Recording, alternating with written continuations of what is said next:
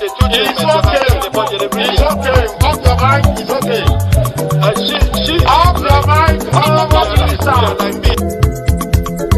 Chai! Now wow, people wey suppose talk truth to power don't off mic. And if we talk, now 500,000 they go sama us, call them hate speech. But fear not, Maiyegun don't come. Him go torchlight every corner, nooks and cranny of all these bad people where they spoil our country.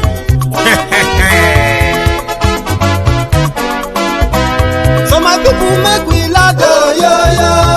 Maiyegun don't come, oh yo yo. My people make we shout, oh yo yo.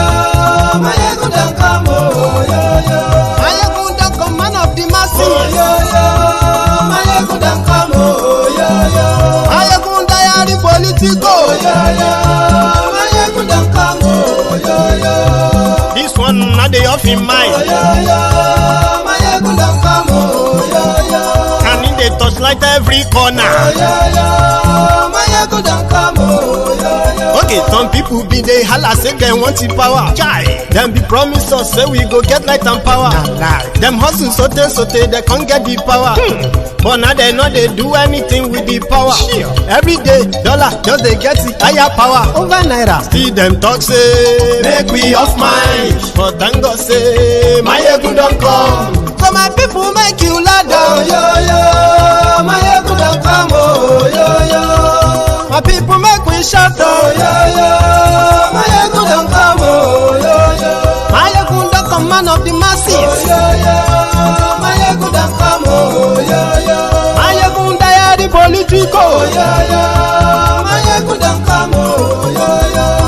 This one not they off in mind, oh yo yo. Maiyegun don't come, oh yo yo. Person where they do evil, no one make person talk.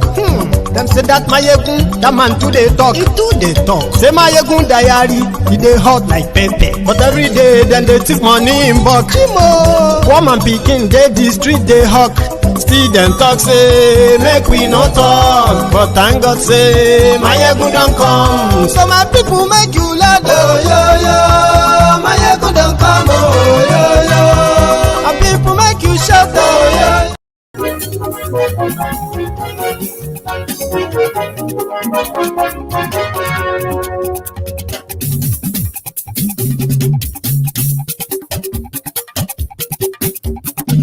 Maiyegun làwa mọ̀ làmọ̀ tó dòdòdò.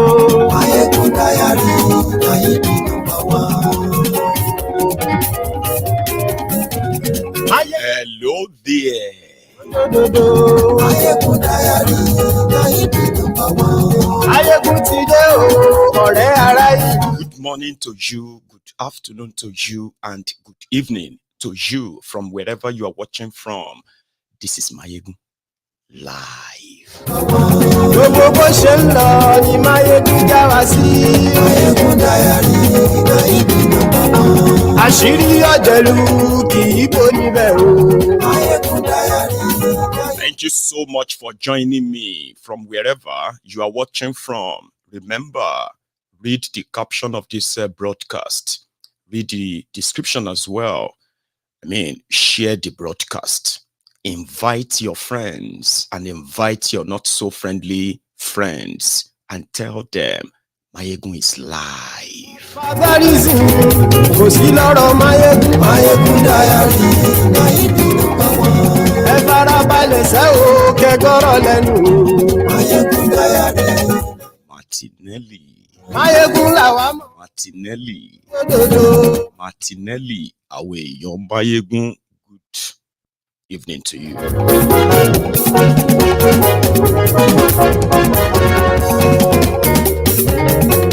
Àní ẹ̀sùn ràkì. Maiyegun ti dé. Mo ti dé. Maiyegun ti dé. Ọ̀jẹ̀lú ẹ̀sùn ràkì. Maiyegun ti dé. Àní ẹ̀sùn ràkì.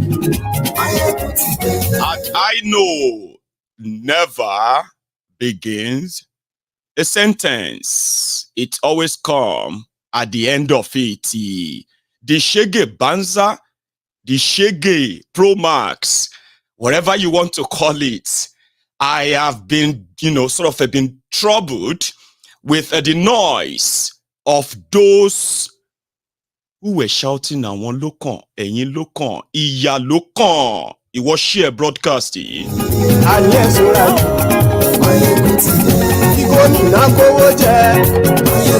Finally, for the second time, Kolu has admitted that Buhari bankrupted Nigeria. Call your uncles and aunties. Tell them, Maiyegun today.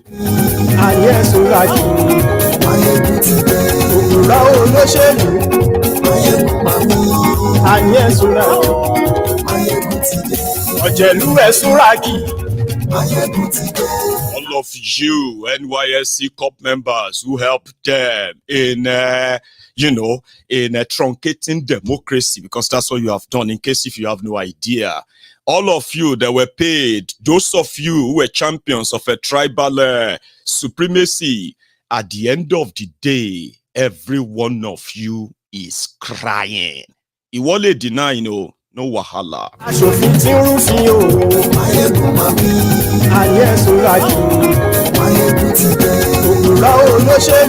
Oju everybody to bo. This is not even like Oju Emabo, Oju Wamabo. Your face go peel. That one face go peel. People who wanted to see peeled faces, from those who tried to stop them from this calamity. Oju everybody to bo finally. Ekun yin sese bere ni o. Gbogbo ọ̀jẹ̀lú ra Maiyegun ti dé. Aṣòfin tí ń rúfin o. Maiyegun máa wí. Ayé ẹ̀sùn rájì. Maiyegun ti dé. Òkúra olóṣèlú. Maiyegun máa wí. Ayé ẹ̀sùn rájì. Maiyegun ti dé. Ọ̀jẹ̀lú ẹ̀sùn rájì. Maiyegun ti dé. Ayé ẹ̀sùn rájì. Maiyegun ti dé.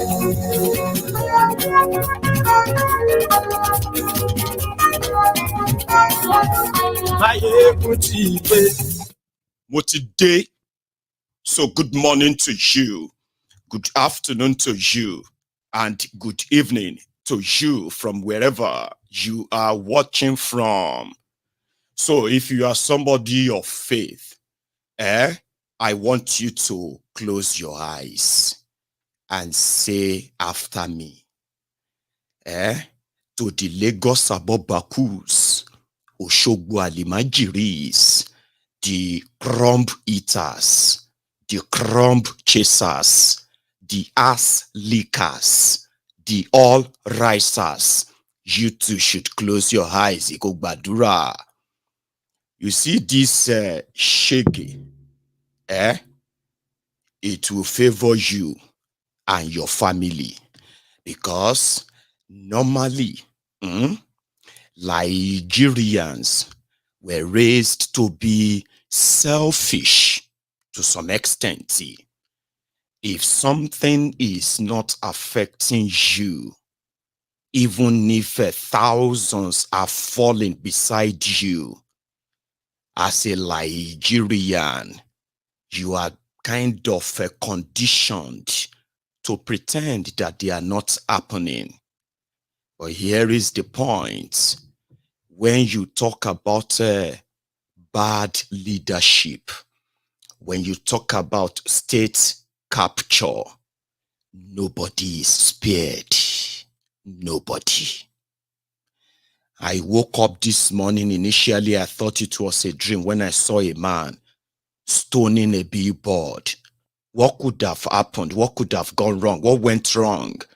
So many questions, Isha. Ashekonshe dream. Jigawa lo ti happen. Take a look.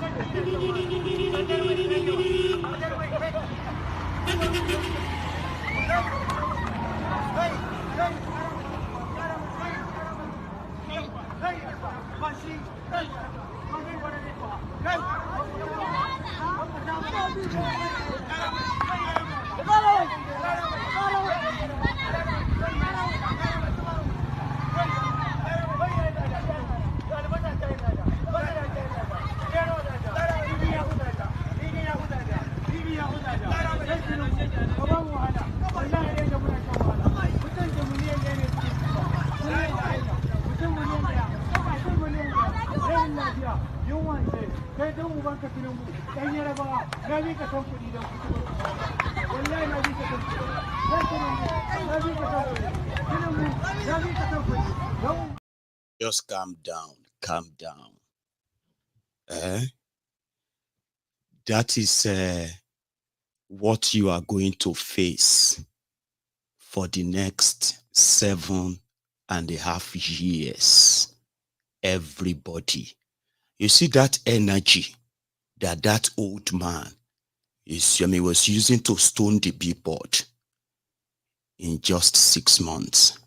By the time it gets to 2 years, it will only be if he managed to crawl and it's kind of have a stamina to crawl to that position. He won't have any strength to throw a stone because he be Now let's kind of take it a bit back. I said it on this platform that if all of you were to be honest with yourselves, whether you are for APC, PDP, Labour, or any other one, you probably fly their flag.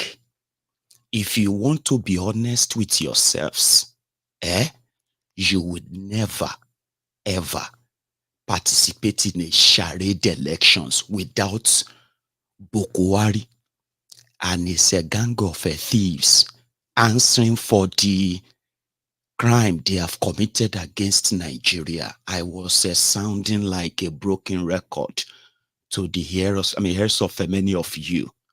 Nigeria has been bankrupted. Have you ever seen a country that printed 27 trillion naira of their own money, and the people, the next government that came in met an empty treasury? I said, those who were claiming to be running for president of Nigeria for that your charade elections, if they all want to be honest, they would never run for a president of a country like Nigeria without a total clean-up, starting with the Buhari.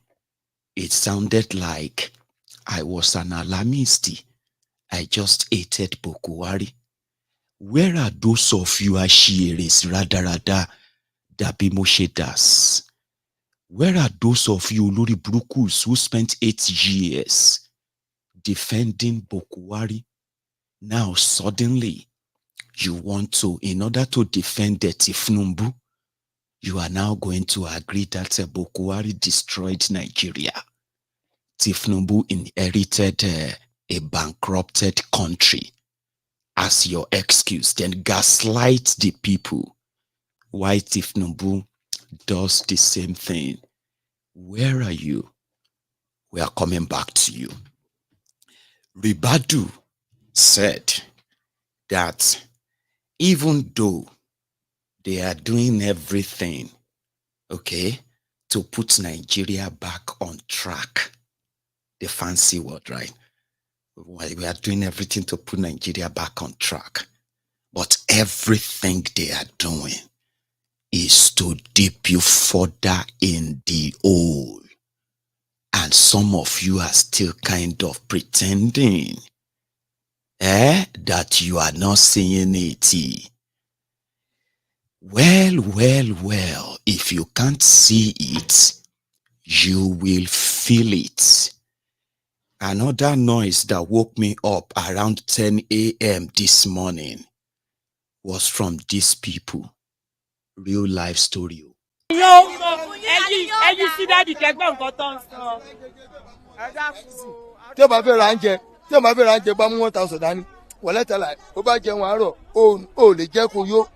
Oúnjẹ 1,000 ọ̀tá ìdíríkà kan 1,000 ẹ wo kókó sí lọ ẹgbẹ́ pẹ́pọ̀ tí ó ṣìwó àlẹ́kùtà mọ́ wọn wọ́n ti kà má dìbò fún wọn mọ́ kọ́ gbàgbé ẹ̀. ẹ̀yẹ̀ kí lórúkọ yín bàbá. má béèrè orúkọ mi kí ló fẹ́ forúkọ mi sí. bọ̀ ṣùgbọ́n inú ojú ìrọ̀lẹ́ iná gbé. béèrè orúkọ mi fi mí lẹ̀ inú ojú ẹ̀ mo wà. kọ́ bá aṣọ́jà ní kókó. ẹ wo fi mí lẹ̀ wọ́n bá wa sọ́jà ní ẹ wo gbà yìí kà àti ìgbálẹ̀ láàárọ̀ ọjọ́ wo bẹ́ẹ̀ ká má jẹun mọ́. sọ́jà dọ̀tí àbọ̀ fi ṣèkà fún wa. ṣọkùnrin apá wọn ni. ẹ wo ojúwò yẹn. ọlọ́kàn yàrá tó máa fi kọ̀ nàìjíríà fọ́bọ̀ rẹ̀ mẹ́fọ̀ wẹ̀ fún kò mẹ́fọ̀ wà kò mẹ́fọ̀ wà wàhálà yìí fi ń pa wá. àwa lọ́kàn yàrá tó máa mẹ́fọ̀ mẹ́ fún yìí kò mẹ́fọ̀ wà kò mẹ́fọ̀ wà ojoojúmọ́ náà ti gbogbo ọjà wọ́n tún fi tojúwò yẹn sí kí ló ṣẹlẹ̀ náà ká má jẹun. Ọlọ́run nìkan máa gbè wá níjà a lè máa kẹ́pẹ́ ó lè máa gbè wá níjà ìbínú Ọlọ́run máa dé ẹ má yẹ kí ìbínú Ọlọ́run dé bá wọn o jẹ́jẹ́ tètè yí ọkọ yí padà sáwọn mẹ̀kúnnù bí ò sáwà kò sẹ́yìn bí ò sí àwa mẹ̀kúnnù kò sẹ́yìn ẹ má yẹ kí ìbínú Ọlọ́run dé o èdè yìí ti yí padà àwa ni àwọn èèyàn ojoojúmọ́ làwọn èèyàn ṣe ń kú kò dá o ẹ ṣàánú mẹ̀kúnnù o ẹ ṣàánú mẹ̀kúnnù o ẹ ṣàánú mẹ̀kúnnù o. nísìnyí àwọn onígbàmíláńtà máa pariwo wa ojoojúmọ́ la máa ń sanwó wọlé ẹ jẹ́ ká rówó san báà bá dé bíbá àwọn ọmọ wo ìjà bẹ́ẹ̀ mi tẹ̀ ṣe wáyé ó fọ́ ni mímì lọ́kọ wọ́n dá bí pé wọ́n fara ni mí ni torí nígbà tí wọ́n sọ lánàá báyìí wọ́n ṣe ni mo ń tọ̀ sára lẹni tó ń yàgbẹ́ ní lẹ́ẹ̀mẹ́ta ni wọ́n yàgbẹ́ lánàá bàtàlà kí ló dé ìnira ìpọ̀jù kan ṣàánú wa tó wá ń ti ọjà àkójá báyìí owó sùn wọn gbogbo ẹ̀ wọn kò ṣiṣẹ́ kò sí. ni wọn fẹ́fọ̀ wọn ni wá lára ni látijọ́ táláyé ti dáyọ̀. It's true. In fairness, there are those indeed who know Tinubu and APC Egbekegbe, especially in Lagos. Even when they were using that same Lagos as a PR, he built Lagos, he fought Atlantic Ocean. The only man would stop the Atlantic Ocean from taking over Lagos. He created Lagos, and all of those who knows him very well, they waited and they felt like they could take back the pound of flesh from Tinubu. They did not vote for him. And that is why I am not going to use the general comments on the people who are complaining, who are crying and all that, except for those who actually say themselves that they followed Yoruba Lokan, Emi Lokan. Now they have realized that when they said Yoruba Lokan, here you get, they didn't mean you.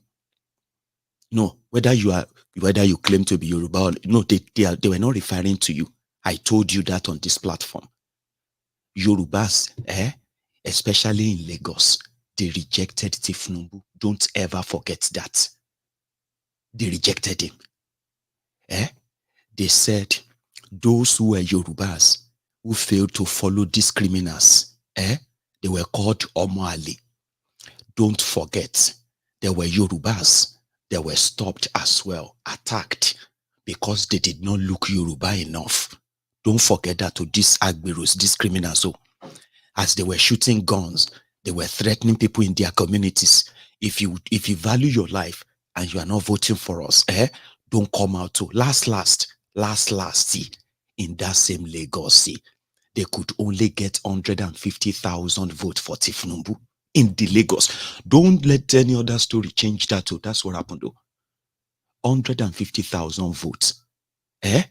And the Igbos that they kicked out, the Yorubas that didn't look Yorubas enough, they said if you smell good, if you look clean, that means you are not a Yoruba. This Tolori Bruku, poverty-stricken, or poverty,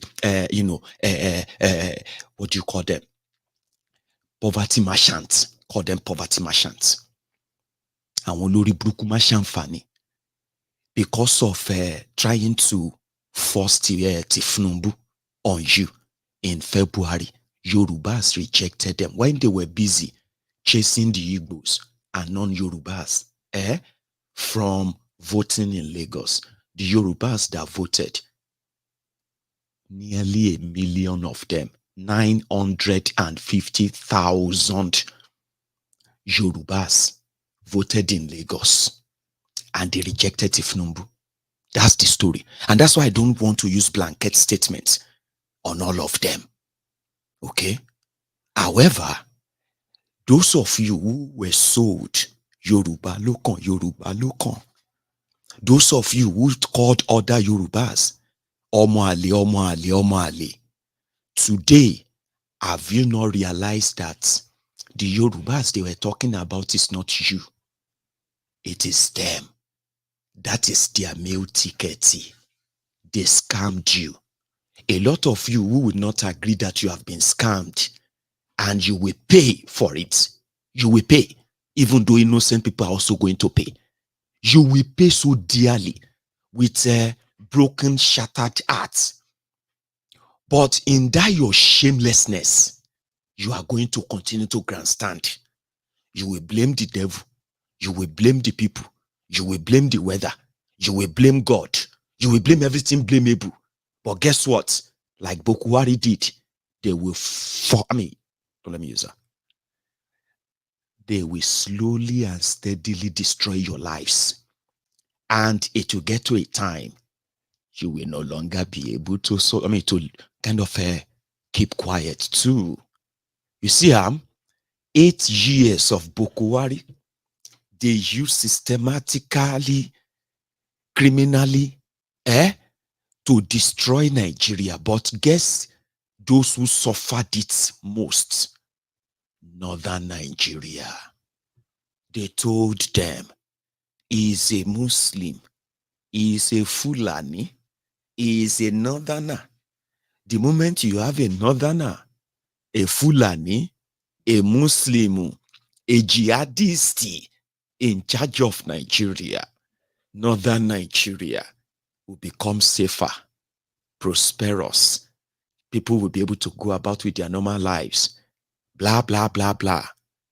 It didn't take them much or long to discover that Fulani Lokon. It wasn't about a Fulani. Northerner Lokon. It's not about a Northerner. And then, he's a Muslim. It's not about being Muslim. You are deceived to fly those flags, and you have paid dearly. You will pay more. They are in Saudi Arabia lying to you that they are bringing billions and billions and billions and all those lies. There is nobody bringing billions to Nigeria. Nobody. Okay? Nobody is bringing any billions.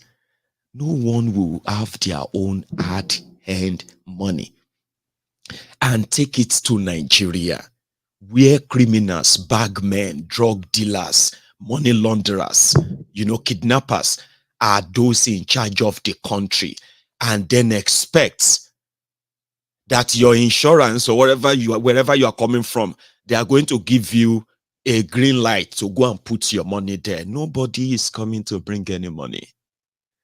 Okay? The poverty is going to spread. It's going to spread to the point that you see all this discontentment you are seeing here and there. They are going to build up. Okay? They're going to build up. And eventually, it is going to collapse Tinubu's government. It is not wishful.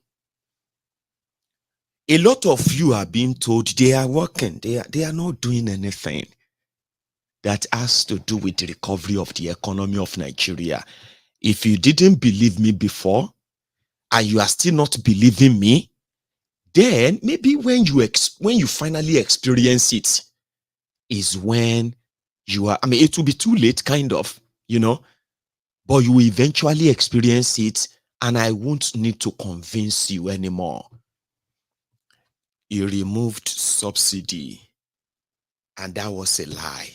Remember, they found another name for it.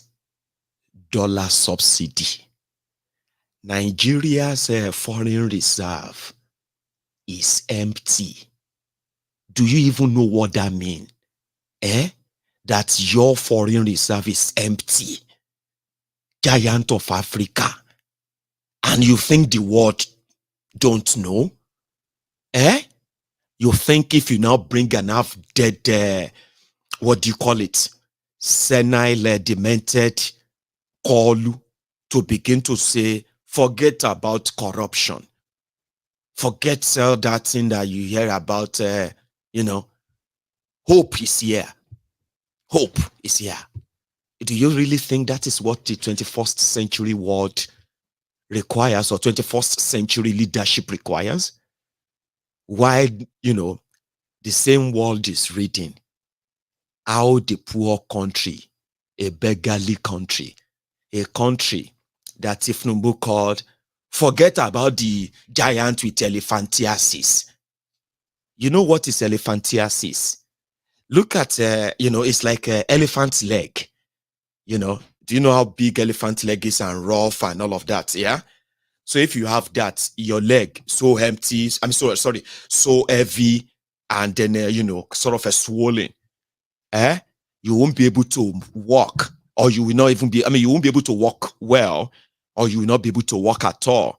So Tinubu telling investors, forget about the elephantiasis. And what is Nigeria's elephantiasis? The likes of Tinubu and the one that handed over to him, Buhari. Their corruption, the bankruptcy of a country, is the reason why the giant is no longer even working anymore. It is completely immobile, because it's got elephantiasis. The corruption that made it crippled, as a crippled giant right now, has now gone nuclear. Somebody that met empty treasury decided to go and borrow 800 billion naira that they will share to people. Out of the 800 billion, 240 billion of it was to buy cars and settle the new lawmakers who are homeless before becoming elected as lawmakers. So to provide them houses, to provide them cars from the borrowed money, 240 billion naira. Then what happened to the rest? Oh, it's going to be cash transfer to 11 million household, 25,000 naira for them. To this day, a lot of you have not even actually asked what happened to that 800 billion. Then they made another demand, 2.17 trillion. They needed a yacht. They also needed new cars, new office, new appeal courts, new, renovation of president lodges, and the rest of that. And when you put all of that together from borrowed money, that is not going into any economy, the same economy that is belly flat right now. And the people are screaming, they are crying. We are suffering, we cannot eat, we cannot feed, but these criminals, in their heartlessness, they are still using borrowed money for their own luxury. They want a yacht. They want to maintain the presidential fleet. And hope is here. You have to work hard. You have to pray hard for the hope to come to you. And you are buying it. You are buying that. They brought criminals that are just doing the same bidding of the people that bankrupted Nigeria. Buhari bankrupted Nigeria. If you don't understand what that means, it is bigger than treason. I'll give you examples. So, for those who probably have no contextual picture of what this means, bankrupt Nigeria. How, Maiyegun? I tell you, it was like a free for all, where everyone put in different plugs, and the effort is what? Is to take as much as they can, and they did.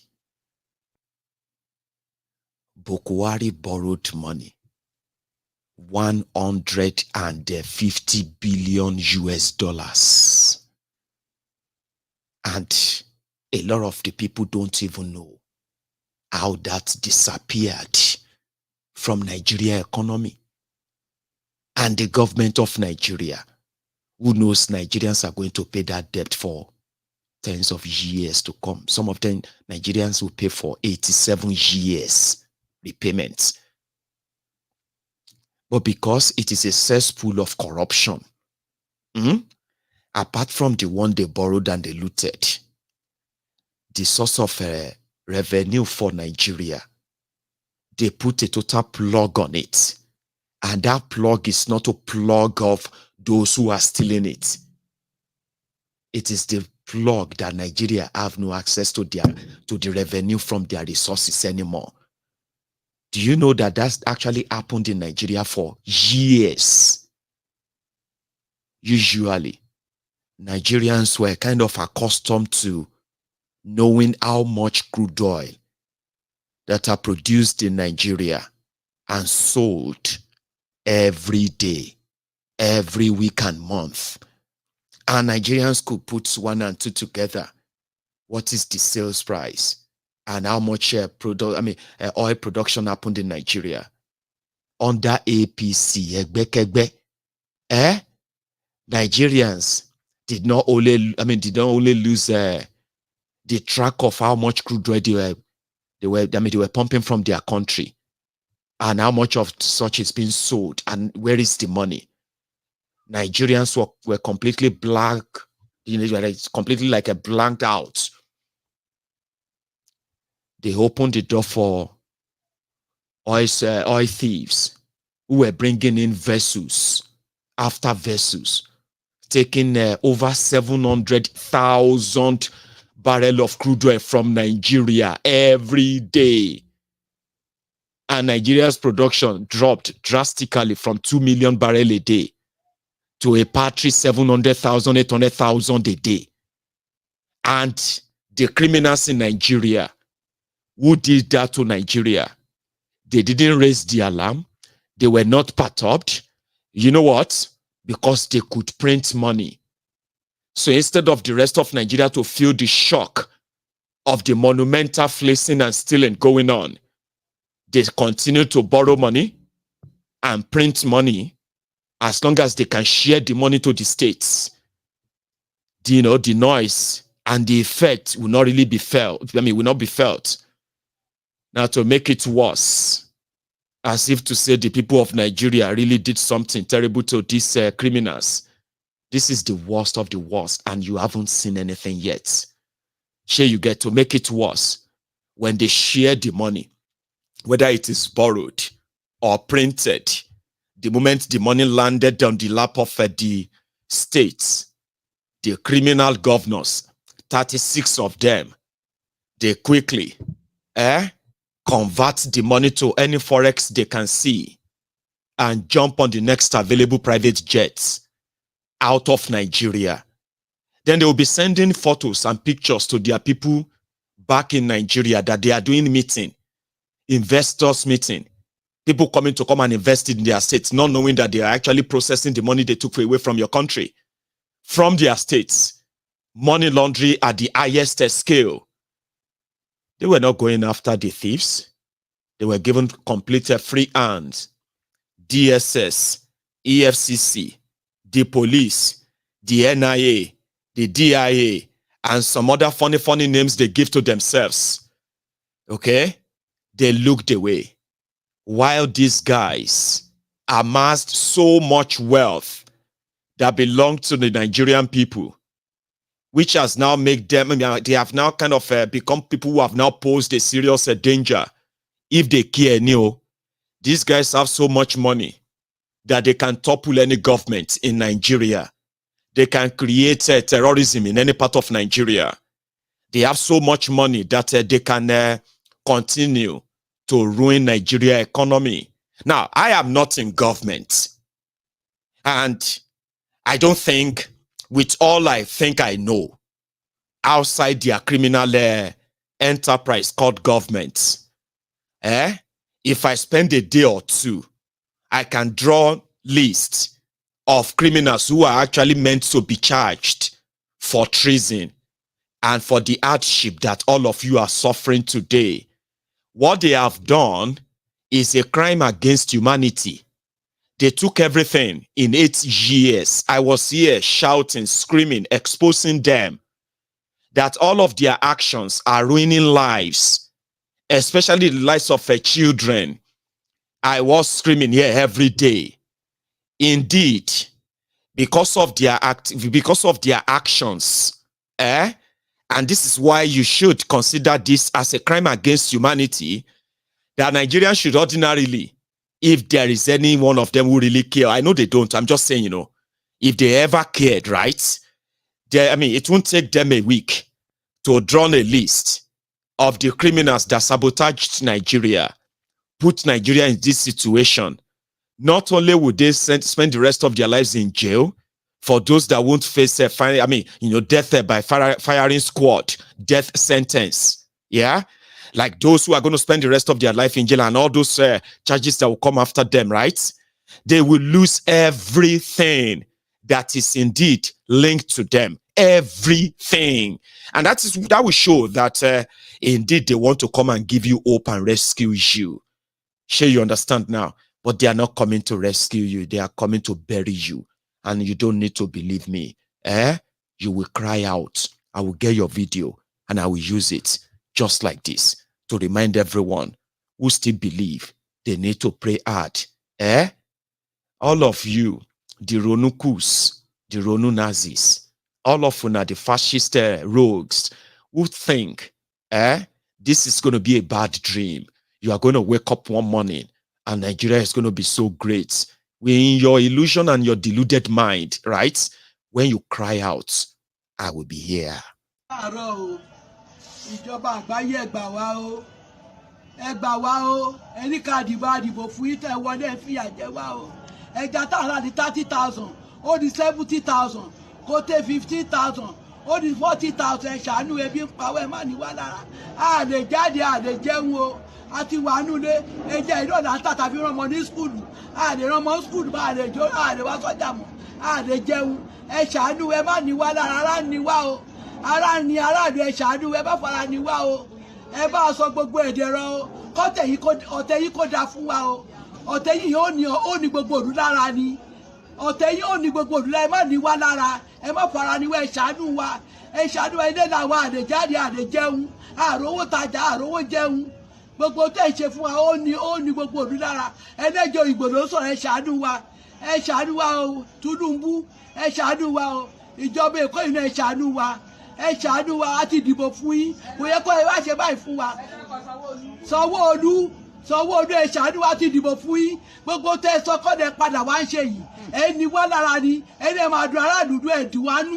Ẹja ta fi ṣe gbàjọ́, ta fi rán wọn léwe. Ẹ jẹ́ ká rán wọn léwe mọ́. Ẹ jẹ́ ká rán oúnjẹ jẹ, ẹ ṣàánú wa. Ẹ ṣíjú àánú wa, ẹ má ní wá lára, ara ní aráàlú. Gbogbo tó lè jẹ ara ni wọ́n. Àwọn tàtà náà ara ni wọ́n, ẹ ṣàánú wa o. Ẹ ṣàánú wa, Sanwó-Olú, Tinubu, ẹ ṣàánú wa o. A ti dìbò fún ẹ wá wọlé tán. Ẹ̀yin ọmọ Yorùbá, ẹ wá ní ọmọ Yorùbá ara yín lára jẹ́. Ẹ ṣe jẹ́ kí Ìgbò wọlé. Tí Ìgbò bá wọlé kò ní rí báyìí. Ṣèbí ẹ̀dá ilẹ̀ bá ṣe kí lè ṣe kankan. Ẹ ní kankan ṣe fún ẹni wá lára ni. Èmi lọ́kàn. Ṣó ti kàn yín sí tẹjọ́ mi Èkó. Ẹ ṣe dáadáa fún wa, ẹni wá lára ni. Ẹ ṣe dáadáa fún ara ni wá, àrùn jẹjẹ tábàtàjà kan pọ́jọ́ gbèsè ti pọ̀ ju o. Gbèsè pọ̀ ju, ẹ ṣàánú wa, ẹ ṣàánú aráàlú o. Ebi ń pa wá, ẹ ṣàánú wa o. Tábàtàjà kan pọ́jọ́ owó, ẹ ṣàánú wa o. Láṣẹ kẹ́ bàbá yín kẹ́ ṣàánú, ẹ mú tiwa rò, ẹ̀sùn kẹ́ mú tiwa rò. Ẹ̀sùn kẹ́ mú tiwa, ẹlẹ́jọ́ Ìgbòho sọ̀rọ̀. Ẹ mú tiwa rò, ẹ ṣàánú wa o. Ẹ ṣàánú wa fún. Kò sáànú, there is no àánú wa. Kò sí nǹkan tó ń jẹ́ ṣàánú wa. You understand? These people have shown to you that they don't have empathy or sympathy or anything at all. You understand? They can only emotionally gaslight you, especially those who are willing to as well. That is even worse. Emma J. Listen to me very well, oh. For those of you who survived Buhari's 8 years, and you are living in denial of what really happened. Shori, by the time it gets to a year, and let's say 2 years, some of you, if you have not run away from Nigeria, listen to me very well. If you have not run away, some of you will be advertising your children for sale. And I'm not wishing, see, not because I'm wishing it on you. I am asking you to take a look at them. And if you don't have, because of hunger, you cannot reason well, you cannot see clearly. Shebi, you dey hear me? I am doing that reasoning, and then speaking for you. So it's just a voice now that let you know. Let me let you know this. Okay, politics is not a game. For those of you, the Ronu Nazis, those of you who are screaming Yoruba lokan, this one lokan, that one lokan. I mean, right now, I believe some of you are beginning to understand that. When it comes to the consequences of their actions, see, you are not spared though. So, Yoruba lokan. It is, I mean, some of you are so surprised and shocked. And I'm surprised that you are surprised. Your shock is shocking me. That you are surprised that they are no longer responding, or they are no longer doing what they told you they would do. It's surprising. Your surprise is surprising me. But here is something. You see these rogues, by the time things get to, let's say, middle of 2024, then the end of 2024, okay, for those who are still alive then, okay, a lot of you will wish that the Buhari that you wanted gone, you will pray may it come back. Ribadu said Nigeria is bankrupt. He is not lying. But Nigeria's bankruptcy is man-made. What is their intention? To arrest those that did all of this to you. There is no plan of arresting them, which means there is no reprieve coming your way.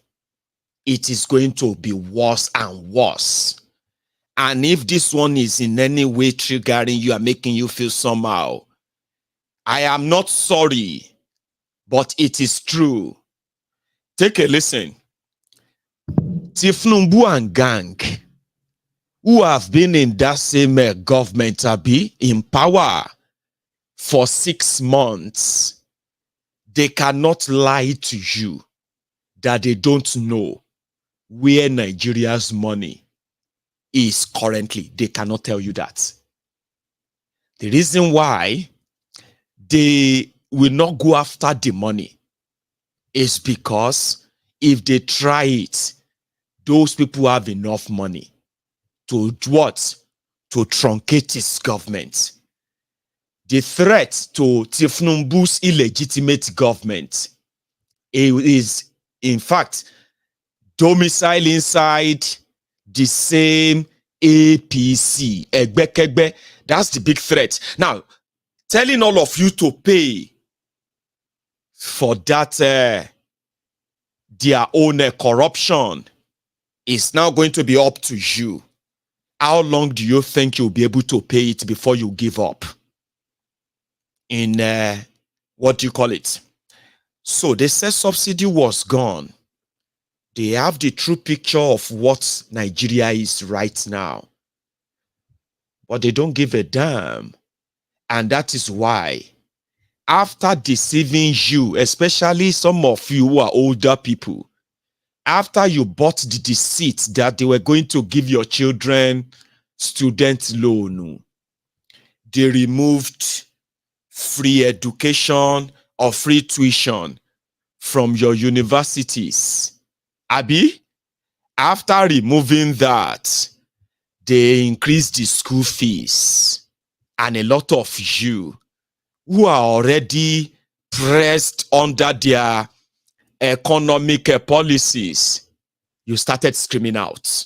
Ah, hey, oh, a lot of people are going to have to drop out of school. Oh, yes, you would have to. Your children will have to drop out of school. Some of you would have to drop out of school. Absolutely. And in fact, many of you would have to drop out of school. Abi, for those who went, what happened? Are they not already burning their certificate? Because it is worthless. They are creating a country that even your certificate is as worthless as Nigeria Naira. So now, they beat up the NLC chairman, president. Now, it's beginning to make sense. Okay? Some of those who are now championing their support for NLC strike in an economy that is already down, no? Like, they say, you're not supposed to kick a dying horse. Something that is already like dying. You see, go there, they kick them, they do like that. No, that is cruel. I mean, it's cruel, kind of. Nigeria is completely down. APC, they have slit the wrist of Nigeria, slit the throat. Nigeria has already, lost so much blood, bleeding out. Sure, you get economically, security-wise, gone. Abi? So what is left of Nigeria? So the NLC, who felt like, although Nigeria has become more lawless, far lawless than anyone can imagine, and their own president was beaten blue-blacky by the federal agents because of APC, Egbekebe's effort in winning an election in a state. So they have decided, okay, they are going to shut the country down more, make the country bleed to death. The people who are already struggling, some people are figuring out how they are going to pay the tuition of their children and all that.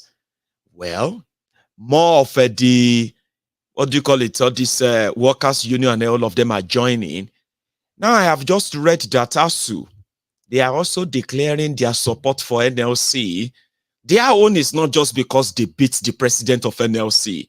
Their own is because they have received a circular from Tinubu's government that all institutions in Nigeria, they will be paying 40% from their earnings. Oh yeah.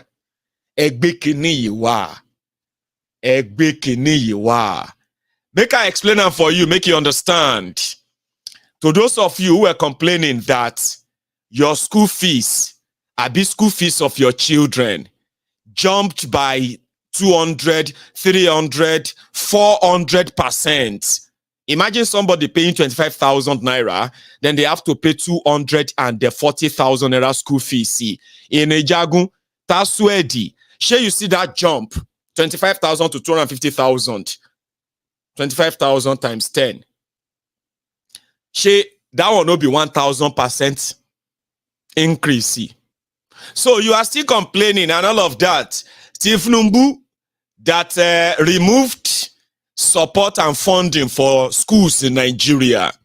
The one that said, listen, they can no longer fund. I don't know if you know that. Oh. Do you know that Tinubu's APC, they said they can no longer fund education? Even though they are promising you free education. Abi, she won't promising. Can you even remember? They didn't promise you free education. I think they did. They promised you free education. But some of you are not even asking anymore. You are too hungry and too scared of what tomorrow is going to look like for you to even remember that they promised your children free education to university level. But they said the free education is that you get student loan. Abi? 1,000% increase. So forget about free education now. So they can no longer fund education. Do you even know that? Do you know that? They can no longer fund it. They have no money. That's the agreement they made with ASU. The ASU university will need to source for funding themselves. And what does that mean? You need to charge your student more money. We can no longer give you money. Nigeria is broke.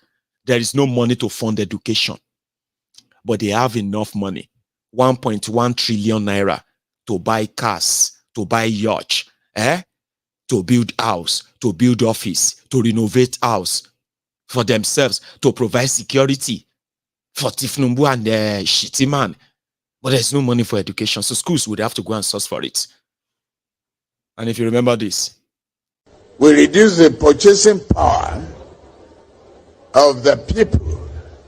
We can further slow down the economy. Let's widen the tax net.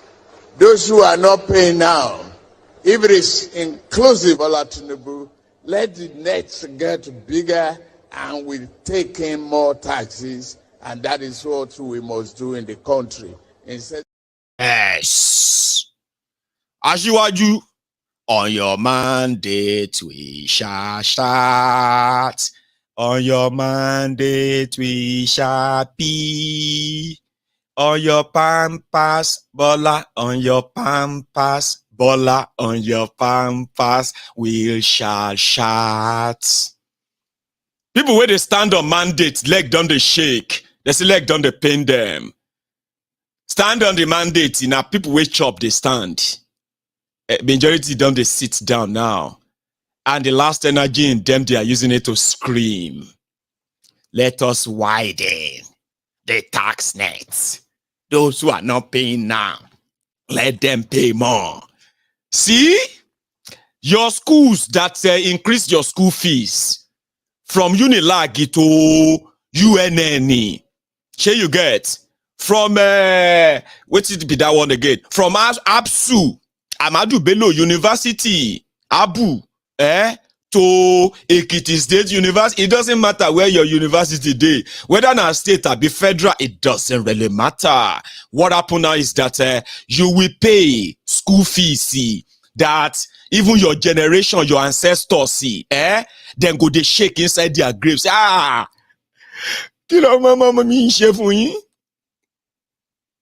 know what that means? Like ancestors go be like, waiting my descendants do you people like this that you decided to just like, because our ancestors ain't gonna feel for you.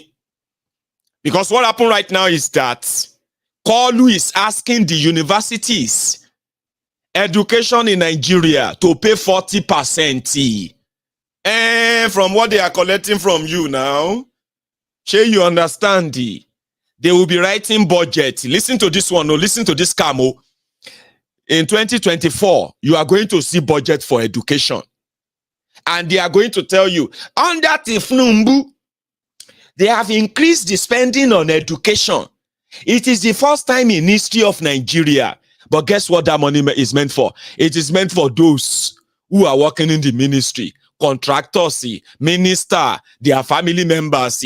That budget allocation for education is for them. It's not for your children. It's not for your wards. Don't just forget it. You will pay for your own. You will pay. You will see 300 billion naira for education, higher education, primary education. You will read everything in their budget. She is not coming to any education and you go pay. Because that same criminals, you see that 300 billion, 400 billion for education that you are going to see in their budget, that 400 billion, 10, something you are going to see, it is going to come from you.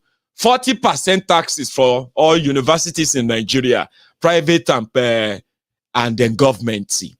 Joke you. If you are already part of ASU or you are a lecturer that is helping them to rig election, you better continue. May God continue to give you strength, to continue to help them rig. I told you, I'm not wishing it on you. I wish you what you wish yourself. And let me tell you something. They say, agidi or stubbornness, if you break bottle. Red eye, fire eye, smoke eye. You know feel light cigarette. You can look at me with all the rage in your mind right now. You can look at me with all of the anger in you. You can wish anything, whatever you want. But listen to me very carefully.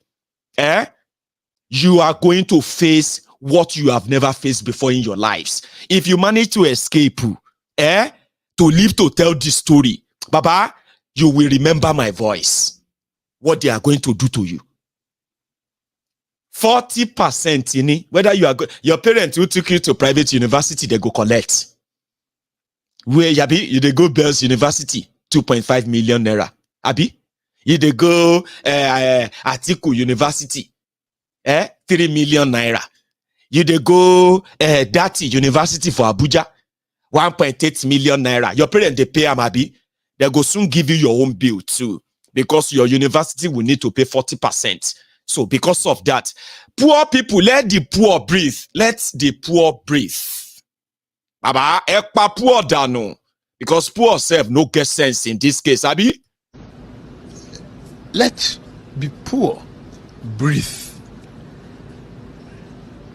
Don't suffocate them. We have that responsibility. Turn it about. I mean, like, you know, sort of turn it around. Don't let the poor breathe. We must suffocate them. At least we hold that. We hold them that lesson. We go teach you a lesson. Some people are even laughing at now. Like, people will talk, say they want to teach Peter Obi a lesson. Those who come onto MaiyegunsDiary Politico that Maiyegun continue to cry. Now, so you go cry for 8 years. Unfortunately, now their cries are con they use. They teach people. Say, I will wish you what you wish yourself. Alpha, what do you say, sir? That's all right. But on flush you under. Flush you under. Nígbà tí wọ́n tó jọ́dọ̀ tó rọ́wọ́ náà mọ́, bàbá Gbàjàmí Àmínà tó ń gara ṣe náà. Wọ́n jọ́dọ̀ ọ̀kápálẹ̀ sọ pé ebi ọlọ́run má fẹ́ bí hàn lè mọ̀ tán. Ọlọ́run kó ṣe kí ni kó flush. Ebi yìí ti pọ̀ jù, ìnira yìí pọ̀, ọlọ́run mọ́sà là wá ń bẹ̀. Ọ̀gbẹ́ni ọba ló wọ́n fa ìnira mú gbogbo àwa mẹ̀kúnnù Nàìjíríà, ọlọ́run mọ́sà bá wa kú bí èlùbọ́. Ọlá la ilaha illallah. La ilaha illallah. Everyone that is making life hell for us, the poor people, God, flush them away. Flush it up. Pompuni. You that is a young person, look at your life today. You cannot live a standard better life because you are poor. Look at this old man. That's what he was saying in that video. He said, look at this old man. Baba Gbàjàmí Àmínà is an old man. He can still kind of walk good because he's cool. But look at you, young person. You are suffering. You cannot dip your hand in your pocket and bring out any penny. You are poor, broke. So, what does that mean, So God should come and fight for you and flush you one down. Flush you one car. Pump one knee. When you are ready, God is not coming to flush anybody. Now go flush them yourselves. And that is one open secret. And I will continue to remind you, nobody is coming to flush anybody. Okay? They will take everything they can from you. And they will tell you, it is your fault. Was it not the same jobless, unproductive Buhari that called you lazy? And today, are you not displaying that already? May I show you something? From before I go to Bayelsa, this one is somebody who is trying to show to you that Nigeria is gone and gone for good. Sure, you understand? So it's either you are ready to free yourselves or you go prepare yourself and cry like that for another 8 years. Una just do 6 months. Trust me. Oh my long gone. Listen to this. I am on the IRF portal for Kogi governorship election 2023, and as at this moment, we have 3,290 polling unit results already uploaded out of 3,508, which is approximately 94%. This is Okene local government page. And Bariki Ward 01. Let's go to the polling units. Polling units. I click here. Yeah, we have 43 polling units. So water tank area, Idiche 1. Let's open it and see what's going on there. 141 on the IRF accredited voters. You can see 141. 141. And on the paper here, what can we see? 500 accredited, but on the system it's just showing 141. Then let's see the votes. You can know the person that did this already. APC 400. Then the other political parties have 5555555. Okay, that is one. That's one word. Let's close this and then check the other one. Open space behind Oniya Medical Clinic. Let's click it. You can see 128 accredited voters on the system. And on their paper, you can see 512. 512. Then the APC got what? 507. That's a difference of about 500%. That's really large. Let's go back again. Here we have 100 accredited here. Let's click it. That's revenue office area. Here again you can still see clearly 100 accredited voters. Then here, let's see what they did here. They put 570 accredited. They put 600 before and removed it. Maybe their calculation was wrong. 570. Then let's see what they shared for themselves. APC 550. Then the other parties 555 and 0, and the rest. This is actually what they did in the whole of Kogi Central. Okene, Okehi, Adavi, Ajakuta, Ogorimangogo, and the environment. That was what they did. As you can see, everything is just the same thing. If you leave this page now, go to another word. It's not like they just did it for one word. Let's go to this Ututu word, which is already completed. Ututu word, 20 polling units. The open space Malamomo area. Accredited voter 158. 158. So if you open it, let's see, to still show you 158 here. Still 158 on the IRF, on the beavers. But here you can see 200. And I am on the. So that is a place where you think there are normal people in charge of your elections and government. A place where they will tell you to go to court. And if you go to court, the court will tell you you have no evidence. I mean, Nigeria court find NYSC, National Youth Service Corps, the mandatory 1 year National Youth Service Corps, right? NYSC. They find the agency for saying they did not issue a certificate to the governor of Enugu. The governor of Enugu presented fake NYSC certificates, and he was caught. You know what he did? He went to court and told court, the court should give him an order that will stop NYSC from testifying at the election tribunal that the certificate is parading. It's not from them. And the court in Nigeria granted that prayer. The court said NYSC must not go to the tribunal to testify that the certificate, the fake certificate the guy presented, was not from them. Well, they went anyway. So the guy went back to the court and said, NYSC has violated your order. They still went to the tribunal to say they did not give me that certificate. You know what the court did? The courts now awarded 5 million naira fine against NYSC, then barred them from saying they did not issue the certificates when there is no record of the guy passing through the scheme.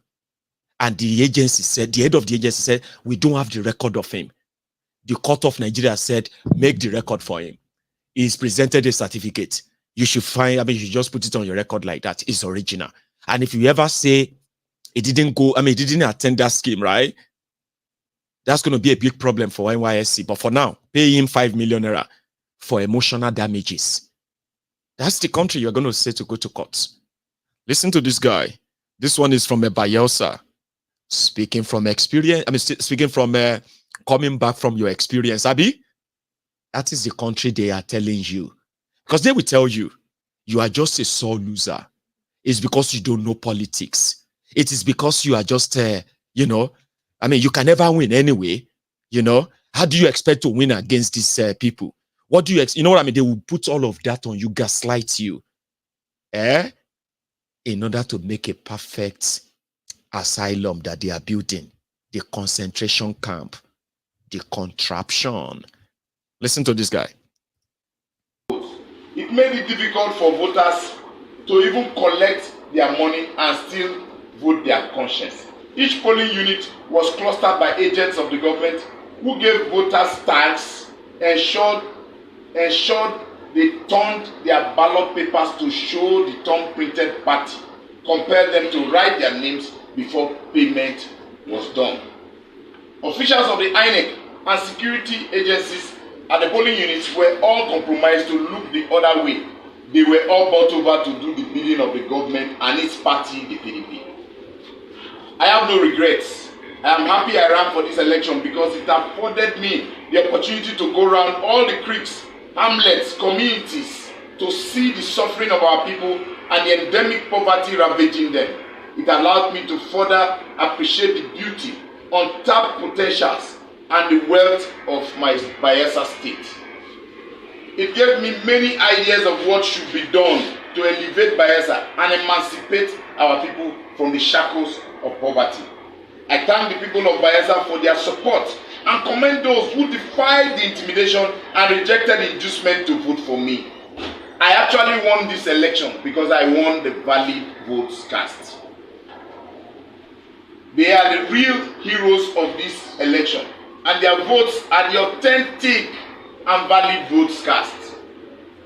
Therefore, I was expecting that INEC would have declared me with Charade as the winner of this election because the valid votes in this election was voted for the Labour Party and its candidate Charade. I wonder why INEC cannot enforce its rules to ensure credible elections in this country. There was intimidation and harassment of voters, violence, bypass of the beavers, amongst other irregularities, which have vitiated whatever result they announced at the collation center. I call on the Economic and Financial Crimes Commission, the EFCC, to probe all electoral officers that participated in the election. Most of them are the reason for the rampant voter inducement in our country's election. In fact, INEC staffs have agents that go around candidates to say, we can do this, we can do that, we can bypass the beavers, we can do this if you can pay like this, like that. And if before the election their agents were everywhere, how low can we get to the point where our electoral process will be on the table of buying and selling?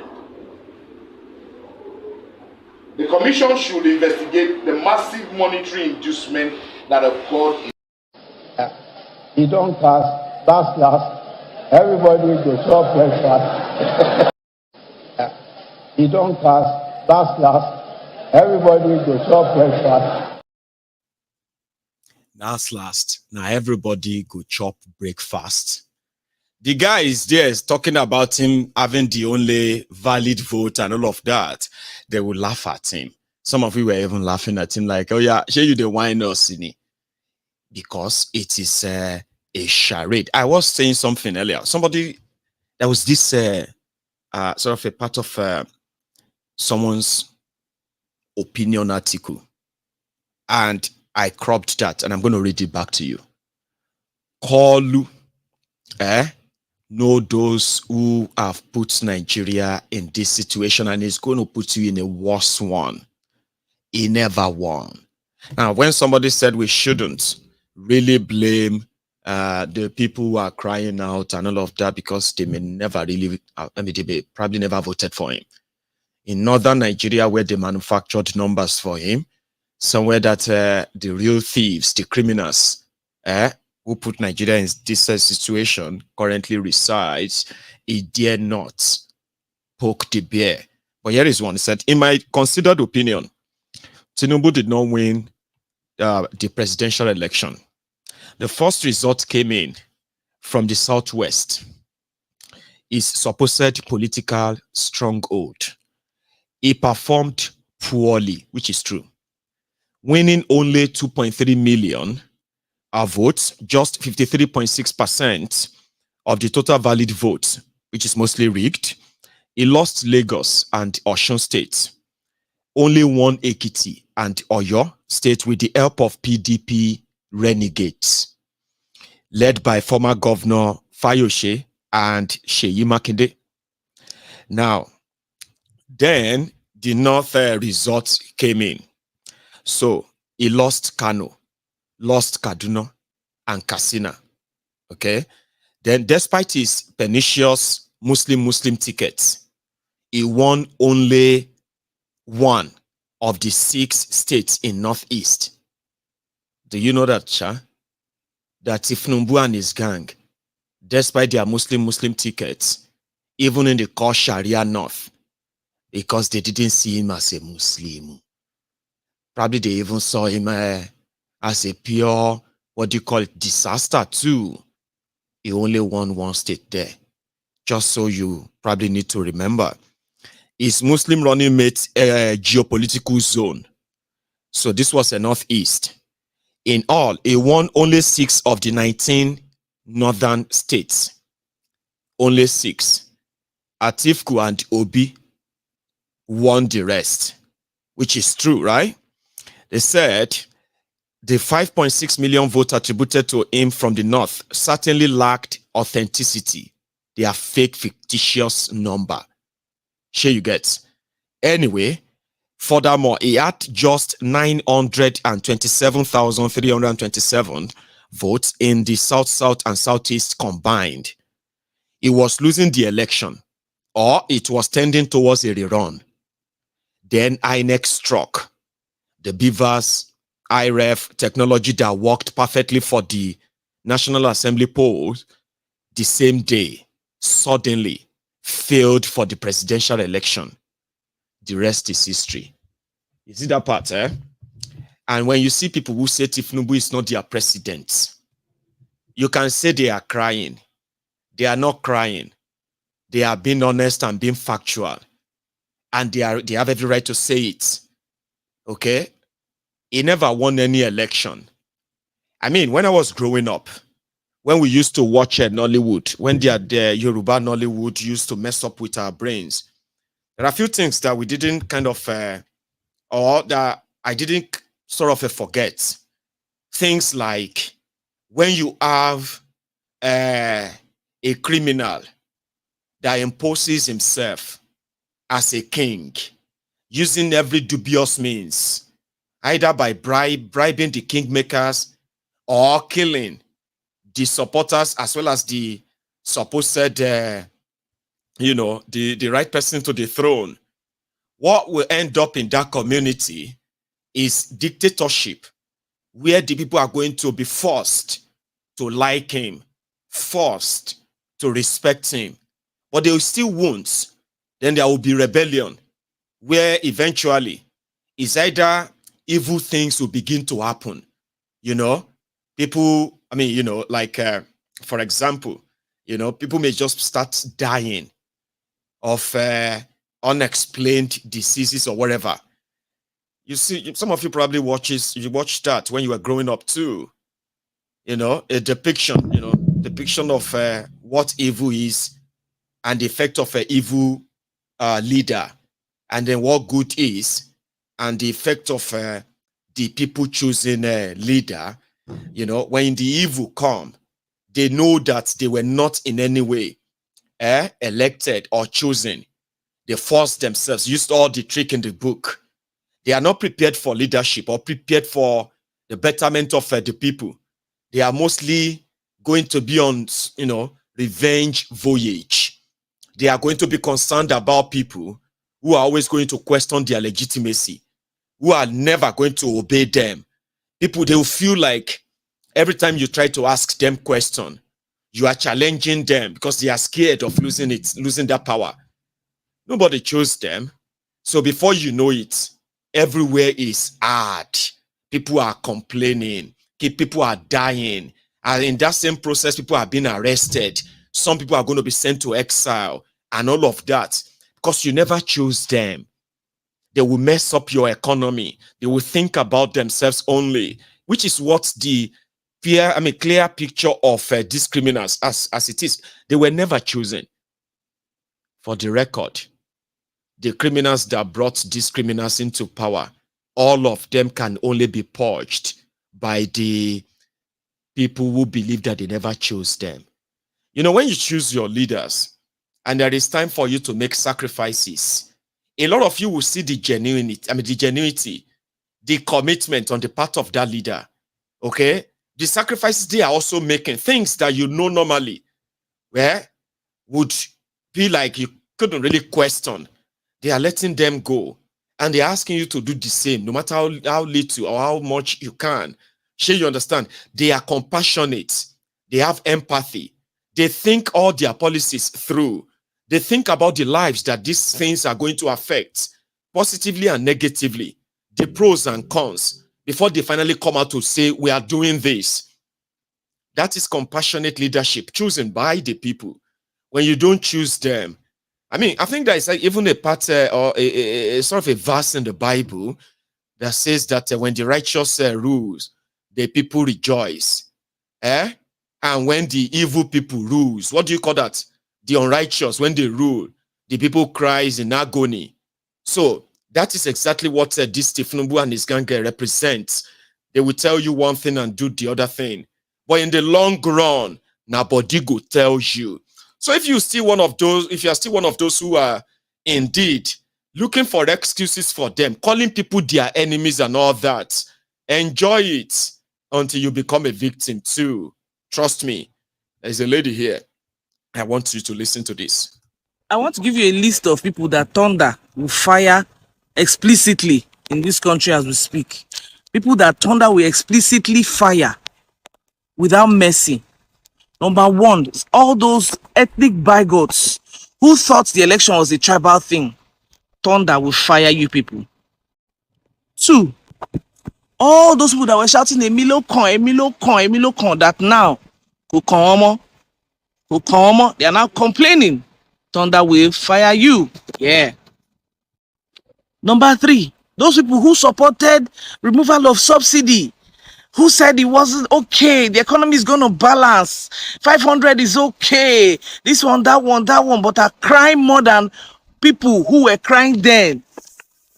You know, go better for una. Thunder go fire una. Thunder go fire all of una. Where they cry now, pass the bereaved. Now una they talk, say everything they okay. Una papa know what thing they do. But all of a sudden now una cry pass. Thunder go fire una.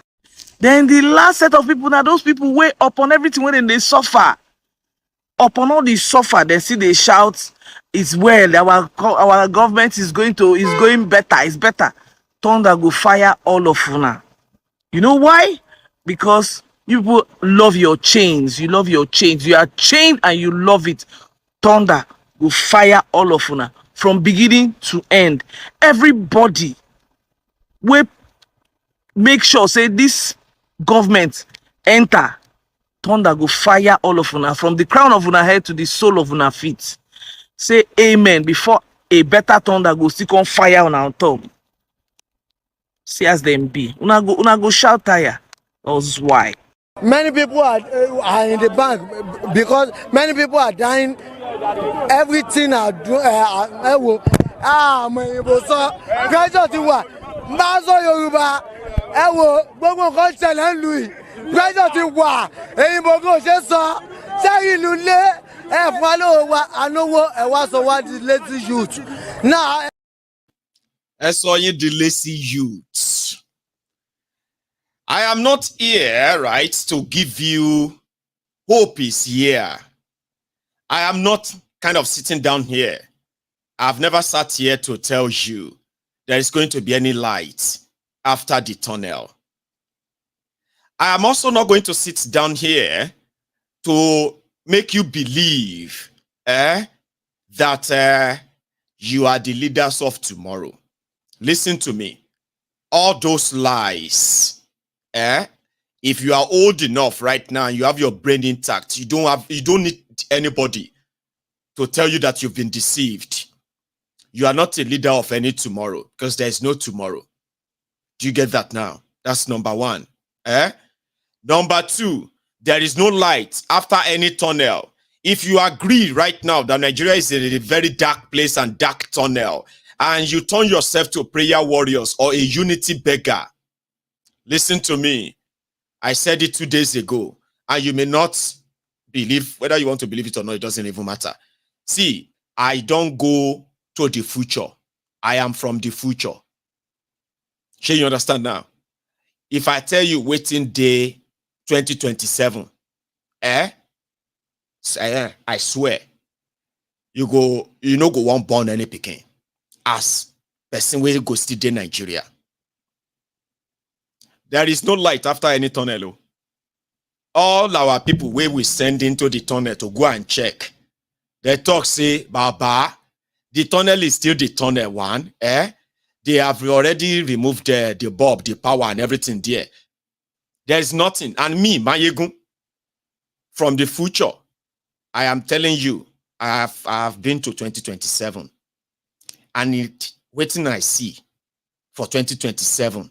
Baba, if you will listen to me, if you don't have any concrete plan, I need and beg you.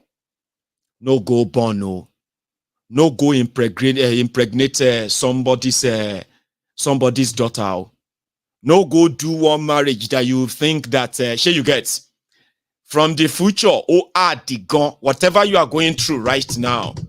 By 2027, some of you who are still going to be alive, that time you would have turned to preachers.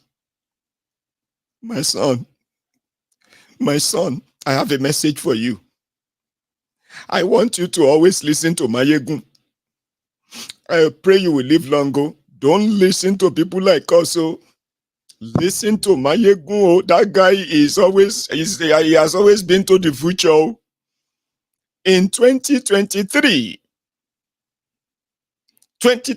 to be precise, my son, this guy traveled to the future. He told us that apart from the fact that the major markets in Nigeria are not going to be in the hands of Nigerians anymore, he told us that many people are beginning to speak in some foreign language that nobody knows. It's like they have colonized them again. And people are learning how to speak Mandarin, Chinese. I've told you that one before. We did not believe him. We thought he was just being an enemy of our criminal leaders. Look at us today. I am just 48. I'm not too old, my son, but see what Nigeria turned me to. I have aged like I'm 88. I have been to that future. You can laugh for all you care. And it is not wishing you anything. I'm just telling you, alerting you. If you like, sit down there. If you like, continue to justify the fact that the people they intentionally impoverished, they did so that they can use them for future validation. And that's why some people said, but I know they cry for these people, Jare. I understand you. Who go cry for people who sometimes they get carried away and they get trapped in it like this. Tí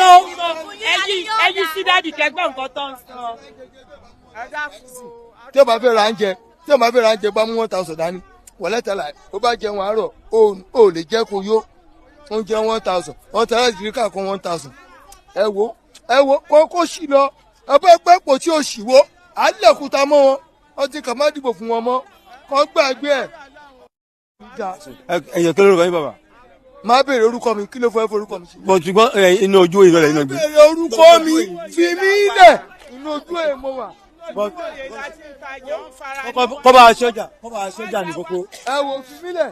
wọ́n bá wa sọ́jà ní ẹ wo gbogbo àyíká àti ìgbálẹ̀ láàárọ̀. Opo. You know what Opo means? Opo means widows. Women who have lost their husbands. But do you know the rate at which men are dying in Nigeria today? If the rate at which men are dying in Nigeria today is actually being focused on and reported, you will realize that there is a pandemic of that in Nigeria. A lot of men, you know us now. The reason why some of us are living as men, is to be able to provide for our families, is to be able to protect our families, and the rest of that. Now, when they take away all of your economic power, and now you can't guide the door when they come inside to knock your wife. Princess told us the other day that in Nigeria now, there are people who have become so poor that now Okada rider, they knock teachers. And this is not even funny. Imagine the level of degradation, the level of brokenness that must have happened to somebody who is a teacher, a school teacher. That for them to be able to feed their children, including their husband, now to give Okada rider doggy. Because Okada rider will make money every day. And you hear that man that said, food of 1,000 naira can no longer feed them. So a teacher that has not been paid, months, years, even when even when she's paid, the money is already devalued. It has no real value. So at the end of the day, they ended up with what? Doing what they would never have imagined themselves. That is the consequences of a rotten economy. Are you with me? So men, so many of them are just dying silently. You get? I will just say, some of you have parents right now that your personal disappointment is that years ago, you believed that all of their investment on you was to prevent a time like this so that you can provide for them. You know, that's how we were raised, right? As a typical Nigerian and all that, right? Responsibility. Yeah, na me do they take care of everybody and all of that stuff. But once you lose that, you lose all your respect. Nobody even care you exist anymore. You know what I mean? But today, you cannot even care for yourself. Talk less of taking care of your parents. You know what your papa is going through in this economy. You know it. You know what everyone around you is going through. Men are dying. They are dying slowly. They have no money to take care of themselves. Okay? And women are turning to widows almost every minute in Nigeria. Like I said, nobody is paying attention to them. You see them everywhere. Daddy is dead. Say, Agiloshe, daddy. They have not been, it's not been feeling fine, for some time.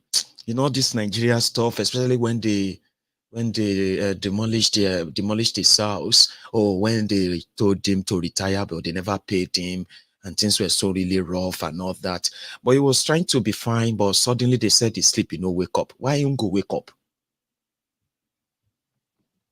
Now we have women who are turning to widows. Many of them at their young age. You have young men who are dying of what used to be called rich people's sickness, old people's sickness, hypertension, You go see somebody who is just 25. They say he get a BP problem. Say, eh? 25-year-old man. You have blood pressure, like she could be on your tissue. What are you thinking? What are you, I don't know. It's just all started when I started. Started what? Eh? Or more, 17-year-old boy is suicidal. They say, why are you suicidal? In this country, you have every support for anybody who are thinking suicidal. They want to kill themselves and all of that. And if it happens among children, they take it so serious. Like, what kind of mental health will make a child, a young boy or girl, want to kill herself or himself? Is it bullying? In this part of the world, though, but in Nigeria, Baba, you go see 17-year-old boy, 18-year-old boy, 16-year-old boy. They go see in this suicidal, in killing himself. Why? Because he no get money. What kind of economy will exist in this world that will make a 16-year-old so scared of life, so worried that he's going to be so poor, that he's so worried about money, he's so worried about a life that he has to kill himself inside Nigeria? And that's how you see so many of them. You go to hear Pablo this, Pablo. Now Yahoo boys, and they call Pablo. And then you see the elderly ones who are also the victims of a failed system. They will say they are bringing back the money of our forefathers that they owe us for slave trade. Forgetting the fact that the reason why all of them are opting for crime is not because they enslaved your forefathers. It's not because they sold your forefathers. So many of you, your papa no be part of those they enslaved. Are you with me? Many of people in Nigeria today that you see today, their forefathers no belong to those they enslaved. Slavery was still very so recent as about 200 years old. 1890, 1899. You were still seeing slavery here and there. They no enslaved them, papa, but they are doing Yahoo, which is as a result of a failed country to survive. And then the older ones who are also victims are saying they carry our papa and our mama for slavery. You are not suffering in Nigeria today because they enslaved your parents. They enslaved your forefathers, as they would like to make you believe. You are suffering in Nigeria today, and it has become a generational suffering for 6 decades. 6 decades, 63 years. Because people will look like you, the people who dresses like you, those who even worship the same God as you, Allah and Jesus and this and that, those who actually speak the same and dresses like you and talk like you and eat the same food like you, they have been those who have been holding the chain of your enslavement and slavery. And a lot of you are comfortable with that by them blaming it on something else. The slavery of today might have connection to the slavery of yesterday, but you cannot blame it on the slavery of yesterday when you are willing slave of today for those who are not interested in making you feel like human, treat you like you are human. You are like an animal. You won't even treat an animal like the way they treat you.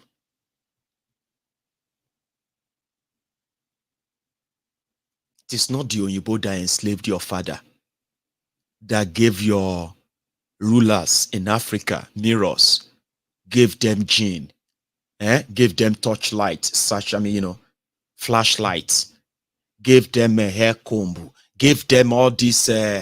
What have you? No. They are not the people responsible for your suffering today. You are responsible for it, partly, or otherwise too. You are. And if you don't see it that way, you will never be like those who actually sacrificed their lives to stop those physical slavery that you and the criminals in Nigeria are trying to make you believe is the reason why Nigeria is poor. Nigeria is not poor. because Nigeria was colonized alone. Nigeria is poor because the criminals who are running Nigeria are poor-minded people. And if you are poor-minded, selfish and greedy, you will run and make, what you have is going to be a country of poor people. And that's what you have. That's what you have. A country where education, healthcare have no real attention from these rogues.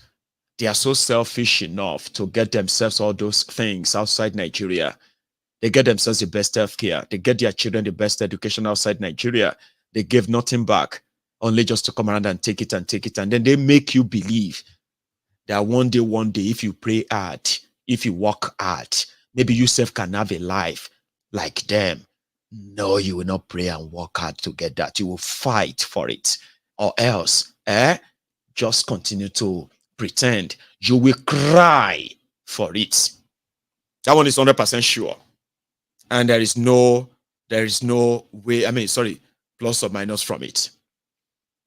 One of the dumbest questions that Nigerians love to ask. What is the way out? Listen to me. Okay? When you hear anybody who is alive today or claim to be a Nigerian, and they start asking you, okay, so all of this, what should we do now? They don't mean anything. They are not interested in what should be done. They just want you to stop talking about all of this. I have been there. Give us solution. They are not interested in your solution. No. The same Olori Burukus. Tell them tomorrow that, yeah, this is your chance now. Come and change your destiny. Oh. Kick out all these criminals. Oh, yeah, take your PVC, take your this. Oh, yeah, come and vote. Oh, they will do it again. Sure, you get? They will do it again. And they will tell you that their tribe is superior. Their religion is important to them. Their tribe is more important to them. And you cannot tell them what to do. They have their choice of making things. They know that Nigeria is the same. They will even tell you that other people you are talking about are not different from the ones that are making life hell for them. They will tell you that. Is the Atiku that is different? Is the Obi that is different? What can they do differently? We should even thank God that, it's Tinubu that has experience. If it is Obi now, everything would have been worse. Then they will ask you, okay. What is the solution then? Don't listen to them. They are not interested in your solution. They just want you to stop talking. And if possible, to start lying to them and tell them that everything is going to be fine. Oh, everything is going to be fine. We all need to come together and support Tinubu. We need to pray for our country. We also need to tell the world that our country is not what everybody is saying. They just want you to stop talking. And that is why when people ask what is the solution, I don't waste my time telling them what.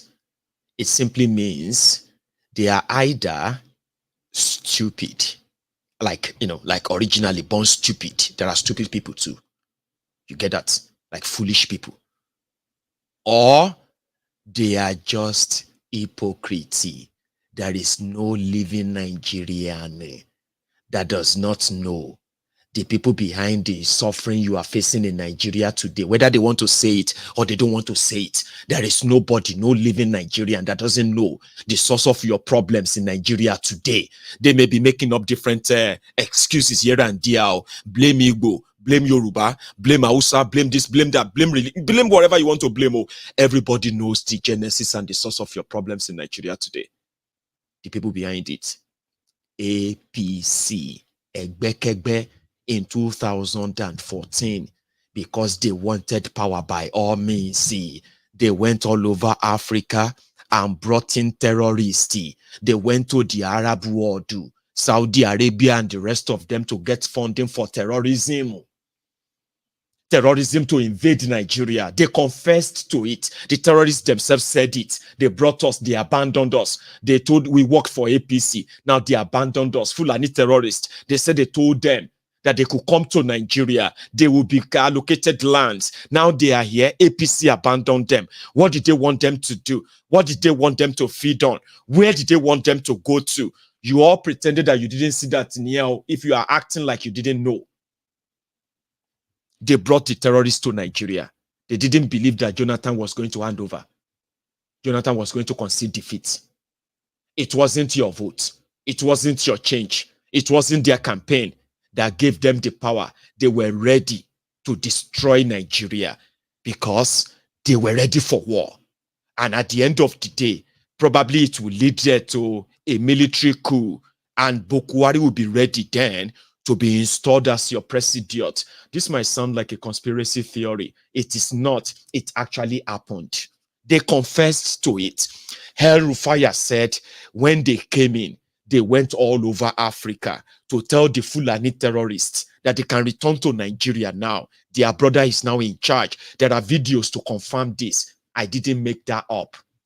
The terrorists themselves, when they were asking for peace deal, those who were killing people in Zamfara, killing them in Jigawa, killing them in Borno, from Borno to Kaduna to Katsina, southern Kaduna to be precise. They came out and they said that they abandoned them. They promised them everything. Now they came to power. They said APC promised them that they will give them land for their cows. They will build schools for their children. They will build hospitals for their children. They will build their communities where they are going to live comfortably. Then APC abandoned them. What do they want them to do? They resorted into kidnapping people for ransom. APC brought terrorism to Nigeria, and they have no intention of ending it. No wonder they decided, remember, to start forgiving terrorists. Terrorists who are killing farmers, beheading farmers, taking over farms, including government-funded farms. And nothing is done than amnesty for the terrorists. In that same Nigeria, APC brought that upon you. And you shouldn't let anybody tell you otherwise. I know they do all the time. They tell you that, make you believe that, So now everybody go collect. Everybody will collect it. And when it finally touches you, I think that is the point. That will be the moment. Yeah? Now you will need to what? Stand up and fight for yourself. Nobody's coming to fight for you. Remember that. Huh?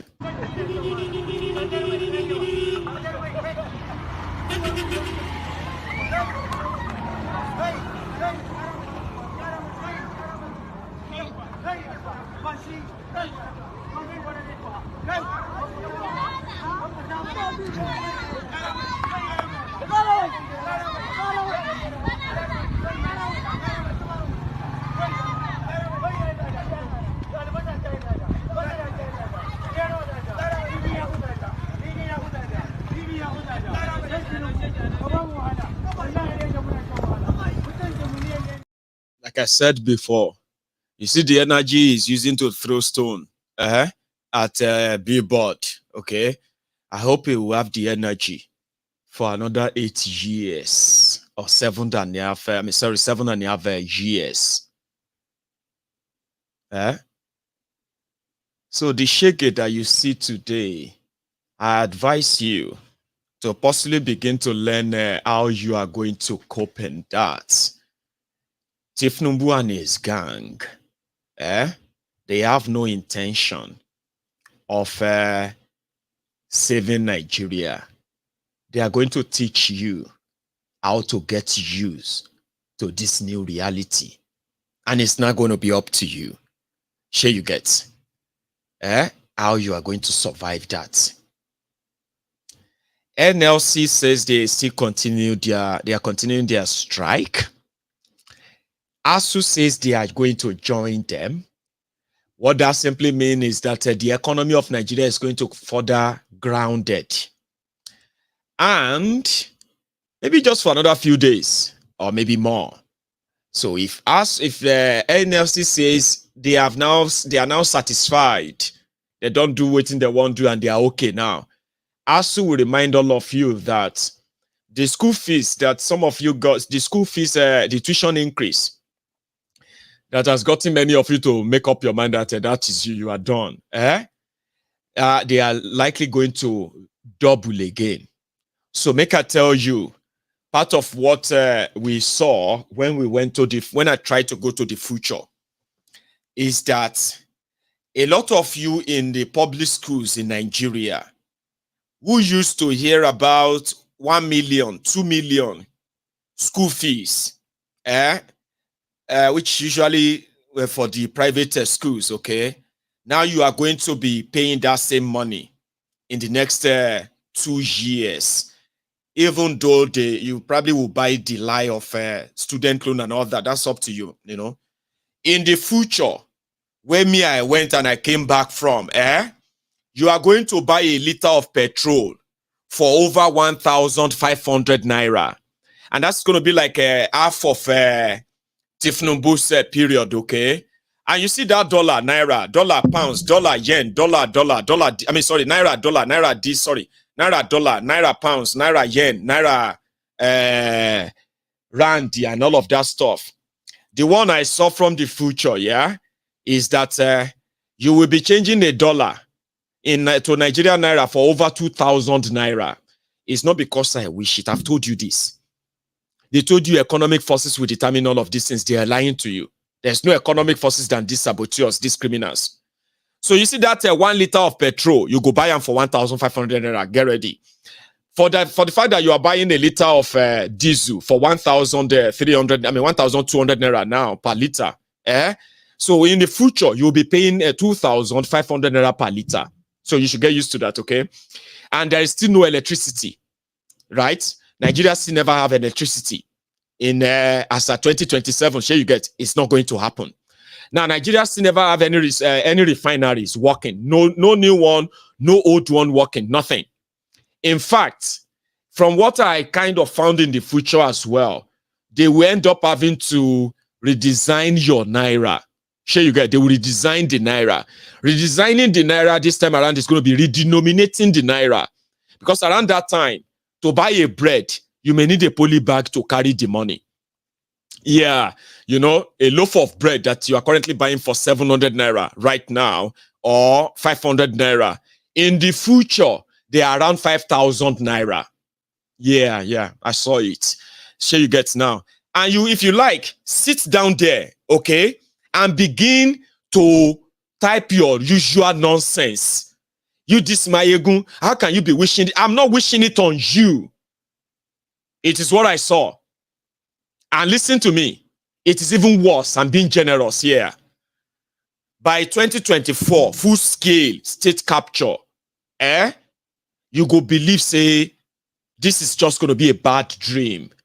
Some said they are buying, you're buying spaghetti for 700 naira. How much now? It's going to be around 7,000 naira. Listen to this one, oh. In 2015, which was just 8 years ago, right?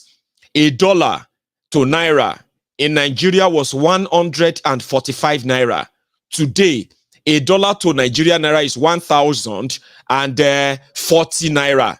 Before now, it got to 1,300 naira to $1. All right? This 8 years ago. Imagine that difference, Abi. If anybody told you then that it's going to get to over 1,000 naira, would you believe them? You better begin to appreciate those of us that are gifted with, what do you call it? Time travel. Time travel where you can sit and just go to the future. You see what was happening there and all of that stuff. See, this one is asking me, was Tinubu and Shitty Man still in charge of Nigeria in 2027? They are still in charge in 2027. In fact, at the C poster for 2027 website, they say straight to 2031. This Shege go take on to 2031. That's what I saw. You understand now? Yeah, it is the future. You will never believe that.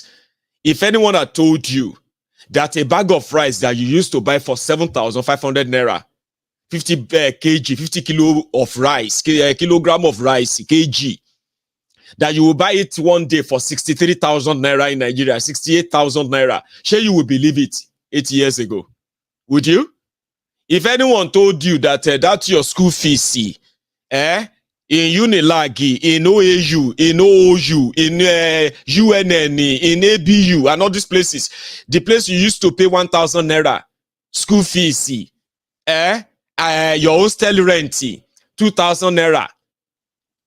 Now, you have to cough out hundreds of thousands of naira today for school fees alone. No. Would you believe that? Was that the change they promised you? It wasn't. So the same thing they are making you to believe today. They are working to make blah, blah. They are not working to make anything better in your lives. They are so happy that they are ruling the conquered people. Nigerians are conquered people. Yes. Me, I'm not conquered in Jesus' name. Oh yeah. Go and change your own. Go into your own Nigeria, and begin to buy a liter of a petrol for 20 naira. Abi? Go to that shop now, okay, with your 1,000 naira and buy your food stuff that will last you for the next 2 weeks. Go out there and do your own Nigeria. I will never be conquered in Jesus' name.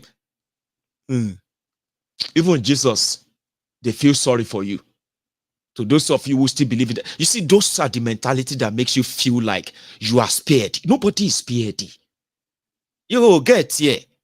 They will tell you and say, this, no matter how this country is bad, me and my family, we are going to always live better life in Jesus' name. When you finish deceiving yourself as a typical Nigerian, look around you and see those who said the same thing 8 years ago, 4 years ago, 2 years ago. Are they still holding back? Abi Jesus don't disappoint them. Barakata Allah. Allah is the most provider in this economy. We trust in Allah. We trust in He's going to do this now. Trusting in Allah to pay school fees. Don't they hard now? Jesus is there for me. Jesus is there for me. My God is a powerful God for me and all of that. Your business, don't they try to fold up now? Are you going to blame Jesus now? Would you blame God? Are you going to say Allah is no longer listening to you? Are you not going to be blaspheming against that same your God? Are these criminals not going to eventually make you blaspheme against that same God? The same God that you believe is protecting you. Some people don't get money to feed. At least you are feeding. Your children are eating fine. Some people cannot afford hospital bills. Oh, you are great. You have you have a family doctor that checks on you all the time. If they cannot handle it, you go abroad. So it's none of your business, Abi. What do you call it? Some people have no jobs, and because of that, look at their lives. You have jobs, so you see, they give people job. So now people will not get job, they should explain why they don't have job. Because you have so many jobs that you are giving people job. But today, you wait they give people job. If like say soon, you self go to beg for job. You wait they help people. Now you are now struggling. You wait they pay school people's children's school fees. See. Now you are beginning to cut down. And you're still not telling yourself the truth that it is not Jesus, it is not God that will save you from the criminals that are all out to take everything from you. In the future, you begin to ask God, God, why? God, why? Father Lord, I did everything right. I help people. I pay tithe. I sponsor people to this. I did it. God, why? Then you will begin to start blaspheming against God. Have you not thought about that? No? Jesus is not going to save you from a rotten economy that is intentional. Yes, you may just bungle it and just fight it here and there, but body go tell you now, right now, to those of you who have been living by the grace of God, how is everything? Baba, we are living by the grace of God, though. Our customers are not even paying. You see, this country, Maiyegun, this country is, but we thank God. Now, this country is going to make you begin to ask God, why? God, why me? Did I do anything? No, you didn't do anything wrong. Other than you felt like because you are not affected yet, you could use that your comfort zone to defend criminals, give excuses for them, speak grammar, gaslight people, and make people's mind completely corroded while these criminals continue with their trade. Then when the consequences of that begin to pop back, you begin to ask God, why? God, why? Father Lord, I am your son. No, you are not a son. Okay, you are not. You are just a blasphemous deceiver. That time you go no say there is difference between God and Sky Daddy. The Sky Daddy, now the magician, the majority of Nigerians have created. Sky Daddy. See, Maiyegun, the God that I serve, if the God that I serve is alive, you will see what will happen to you in 7 days. I say, because I am talking about Tinubu. Now, the God that you serve will need to punish me. God only. Which kind of God do they serve, Baba? Maiyegun, I know say you don't believe in Kiniko. I will tell you that nobody ever talked to me like that. You have been talking to anybody anyhow, Abi. I will let you know that the God that I serve, if I do 7 days prayer, 7 days fasting for you, you go see what will happen to your life. I mean, leave Tinubu alone now. Leave him alone now. And then you'll be like, your God is Sky Daddy. It's not God. It is a fraudulent makeup. The ones that you love to fight for. And when it is your turn, boxed to a corner, suffering and smiling, you want that God, magician, to come and fight for you. It doesn't work that way. Walk and pray is what the Bible says. Walk, pray. It didn't say pray and walk. Because some of you are not that smart. You want the easiest way out. You begin to scream. You gather small children. You teach them how to speak language they don't even understand. And you make them believe that their language and whatever nonsense is going to change the criminals. And when somebody says, no, it doesn't work that way, you turn on them and say, you will ask that God to touch them. Maiyegun, let me tell you, God is Sky Daddy. God is not a magician. Here you get. Because that God should be the God of mind, your brain, the one that you are still very much in control of. If you are not controlling your mind and you're waiting for a magician to come and do it for you, and then you want your magician God to deal with Maiyegun for telling you the truth, for saying the truth. Maiyegun, be careful. You're scary Sky Daddy. Somebody said, these people don't fear God. I mean, let us fear God now. And somebody said, why do you have to fear God? I said, because it's a God of fear. It's a God of this or that. I said, okay, how come your politicians don't fear him? And you are still so scared of that God. And you are expecting that God to come and destroy the criminals. But he never did.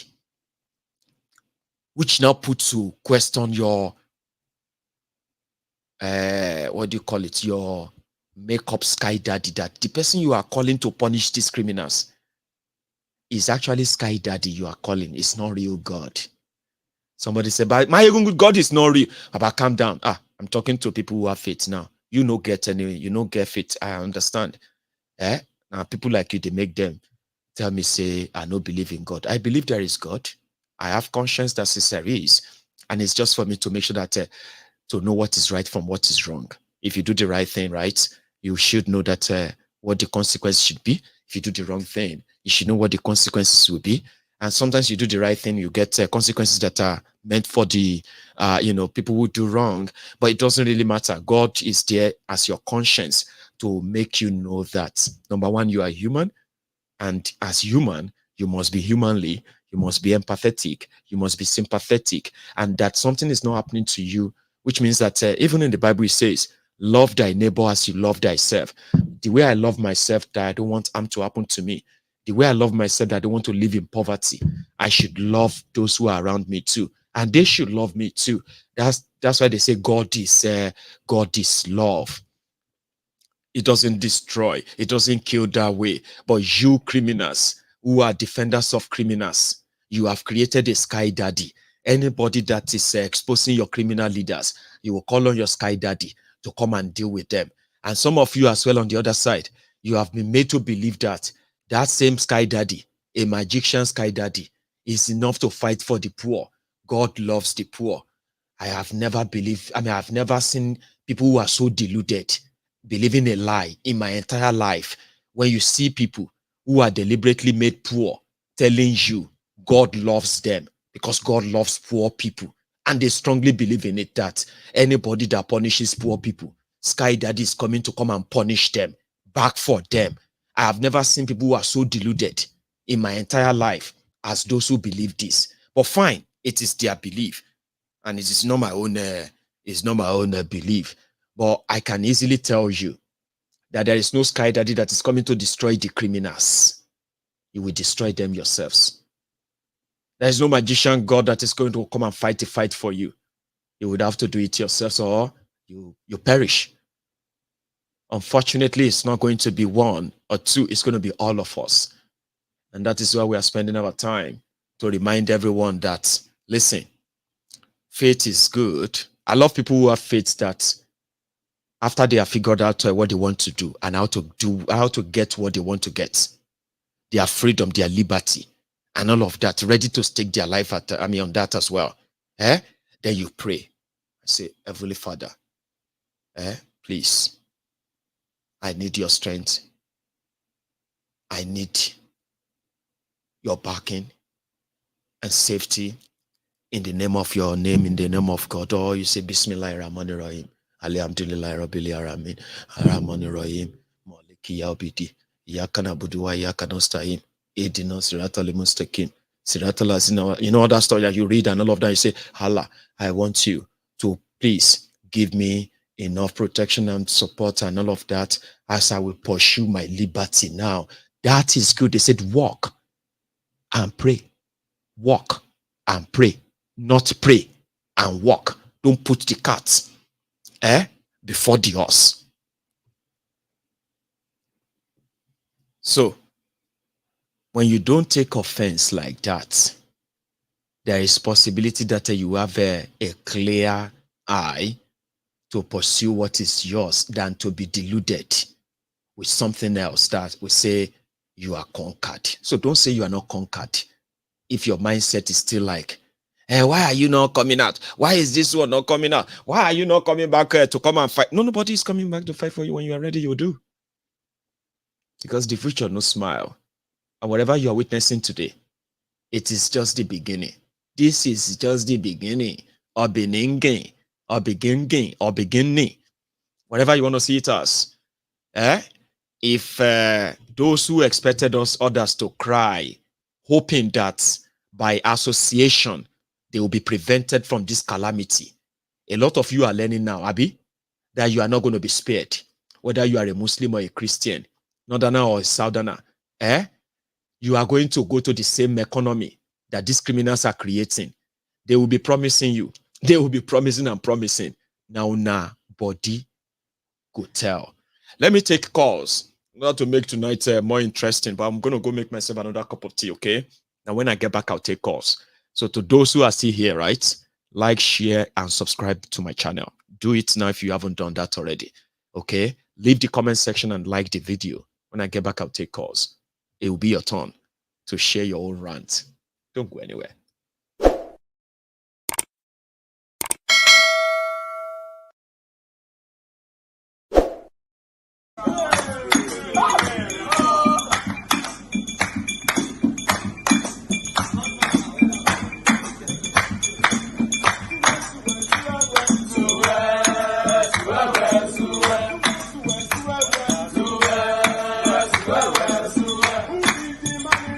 Buhari is a money queen.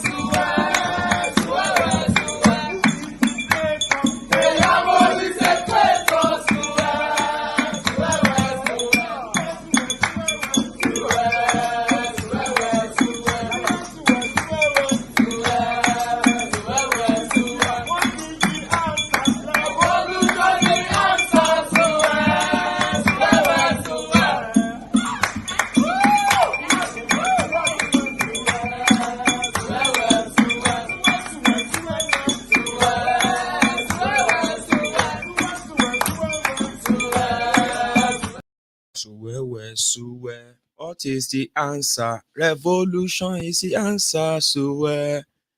On your pampas we shall stand. Bola, on your pampas we shall shout. On your pampas, Bola, on your pampas, Bola, on your pampas we shall be. Bro, sir, how are you? Oh my goodness. Maiyegun. 2047, you already conclude. You just exactly what will happen. Here we are. That is what you said on 2027. Saturday election was an eye-opener on exactly what they will do coming 2027. That's right. Nobody should participate in that election.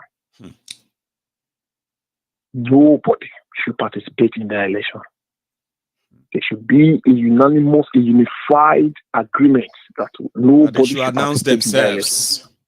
And then let's see what life looks like in an election that they conducted and nobody participated. They declare themselves. People should actually see what that feels like. If you are going to be comfortable to live with them. But no, everybody wants to try to challenge them. They have a strategy to defeat them. No. Please. Maiyegun. Baba? Last week, Baba, you were talking, and guess what? I almost want to cry for Nigeria. I almost want to cry. You are the best thing that has ever happened to this generation. People don't know. You are the best thing that's ever happened to this generation. Thank you. Oh my goodness. There is no plan for the common man on the street. No. They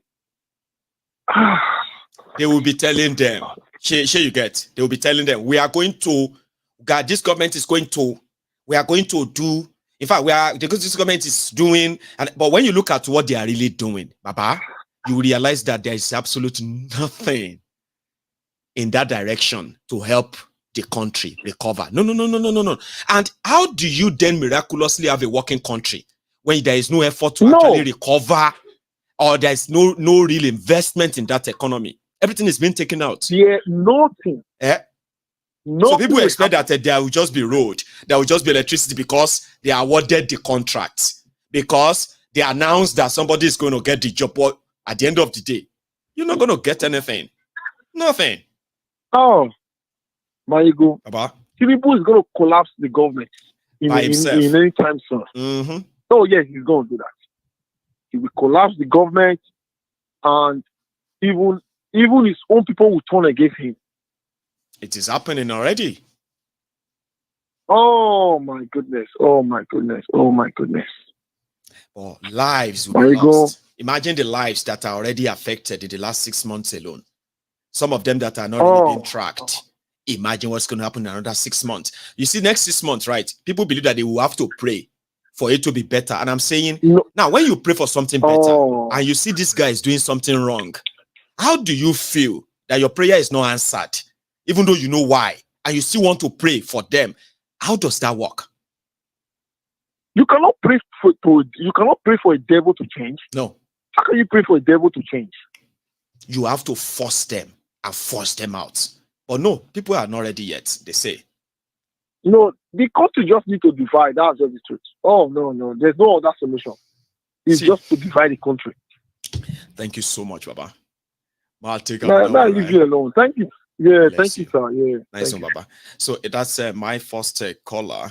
But I do have another caller now, I believe. So, yeah. Hello there.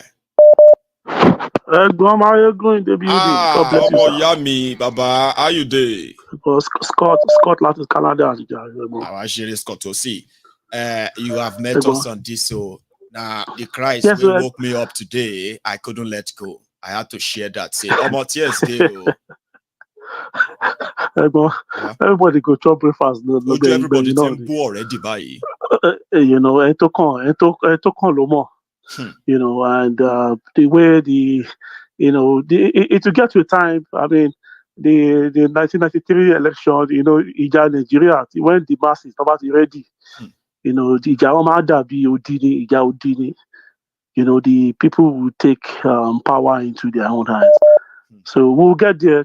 I mean, for me, it really means about, I mean, Baba being a pastor, you know, and because my job about Baba.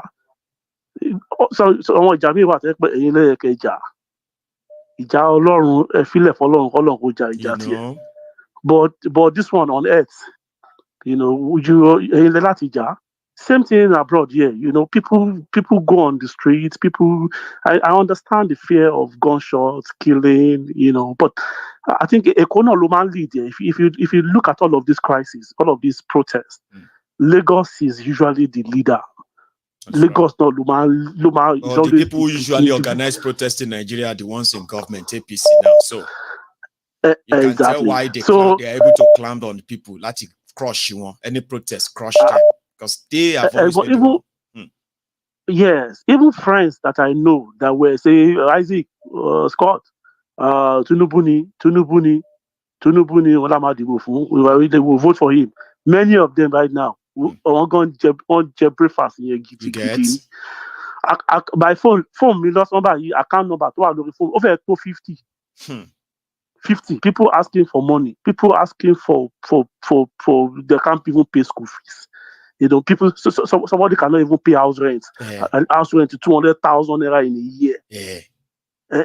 Everything there was a place I bought a place maybe 2012 in land 2012. Right.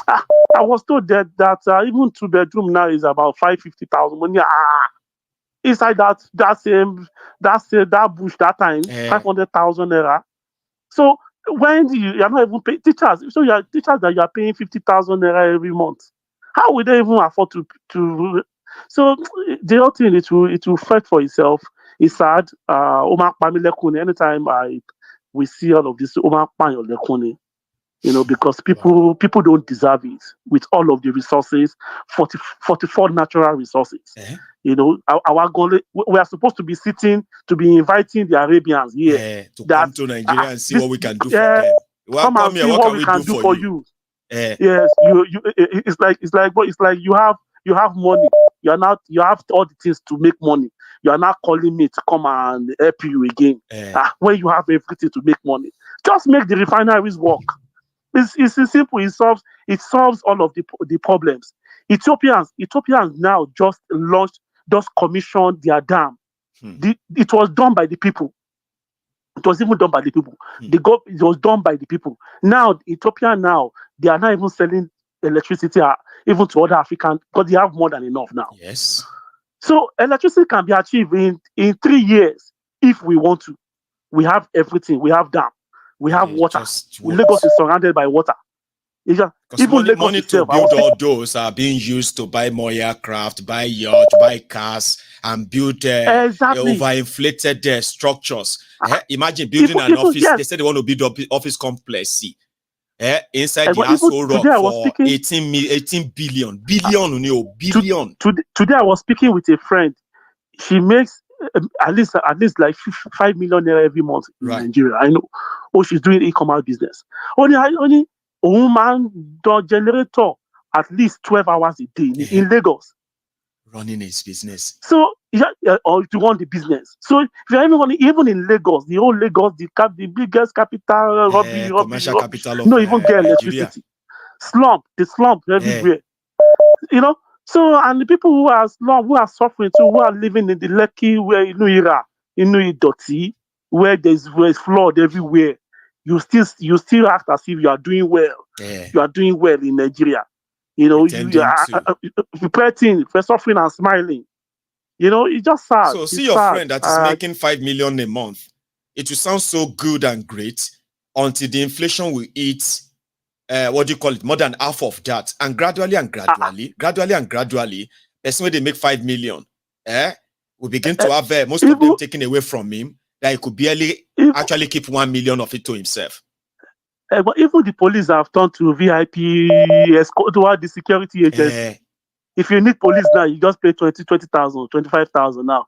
You have two police, 50,000. They will now be following you for a day, just to be in your car to guide you. Optic that you are protected. Yes, even the military now, they have now turned to VIP security services. So it's a money adventure. Everybody is just making money everywhere now. It's just if you can do the job, dirty job, illegal. But I've said to myself that God, anything that will make me to contribute to the worst, to make Nigeria bad again. Allah Jerry. Thank you very much for everything we have. I mean, thank you for this platform. I mean, it's really more people are joining now. I share it every time. I share with friends to keep listening. You know, I think the numbers is getting higher now. I mean, we are consistently holding a lot of people for a long time. I mean, we are just a small platform, to be honest, right? But we could hold up to 3,000, 4,000 people here for hours. Exactly. So I'm consistently. And if you look at the contributions that is coming from Nigerians Nigerians all over the world, if you know the amount of money that is coming, that is what is just keeping the country right now. Exactly. I know how much. I know how much I send to Nigeria every month. Every month. It's not I'm using it to build a house. I'm using the money to buy. It's just to support, and you cannot look at them and not support them. Would you want to see your family on the streets, homeless or something like that, or begging? Like it's impossible. How can a 55-year-old man can't pay school fees of 50,000 naira? How can a 60-year-old man can't even pay rent of 100,000 naira a year? And you think that's not a problem? A serious problem? That's a big problem. Big problem. And you have the population. You know, and you know the funny thing, the population is your power. It should be. Here in Canada now, we are looking for population. We don't even have the resources that Nigeria have. We are looking for population. The government is paying families now to give birth. Give more. We'll give you child support. We'll give you children support. We give them every year. You have 223 million. By 2030, Nigeria is estimated to be 300 million. And there is no plan for them. On infrastructure, on electricity, on anything. It means that if Lagos is blocked now, it means in the next 5 years, the hold up will be mad than what it is right now. Because the population will be more. Explosive. The population will be more. All the borders are open. It's just disaster. I don't know. The country just needs to split. There's no solution. The country just needs to split. Thank you, Scotto. Thank you, God bless you. Thank you so much. You have, take it easy too, okay? So that's a Scott from Canada. Now I have another caller too. Here. Hello. Good evening. Good evening, sir. Good evening to you, sir. How you doing? Yeah. Wow, tonight was, tonight, I think it's one of the best shows I ever had. I'm working tomorrow. I just couldn't leave. Really? Well, good enough that you are fit from the start then. So here we are. Exactly. Oh, thank you so much. And I have a very short poem, dark poetry that I just wrote right now. When you were just saying all this thing, I was just crying. I see. Okay, I just wrote this down. I just want to read it before I go and sleep. You know, so they're all ears. Okay. Go on. Yeah, it goes like this. Oh, Nigeria, the great eagle that once feared God and do justice. Now leadership across your territory failed. Looters reign with terrors in the chambers of justice, chanting the songs of your courts. Oh, the great Zuma rock that stand looking over his capital. Arise and do justice. How can you give the chambers of justice to the fools to dictate? Oh, Nigeria, what has happened to you? Who has done this to you? I see now that you cannot fly high anymore. Oh, the great elephant of the Sahara. Who has done this to you? That the chicken around your borders who once fear you are now making mockery of you. They pass you by with pride because they saw you on the ground. Who is this that I'm seeing crawling on her knees instead of flying? Who hates you so much that they will climb at your back and brought you down to the mud, even to the valley where the rice and the ants dwells? Oh, the river Benue and river Niger combines that run into the Atlantic to boost. The ocean sway because of you. Arise, oh great eagle, and peck on your oppressors who loots you. So yeah, just just want to put that thing out. That's some piece there. I mean, I decided to put the Nigeria's map and all that in between because that seems like something I could cut out for people to even share. Oh my God! Thank you so much. Oh my God! Brilliant.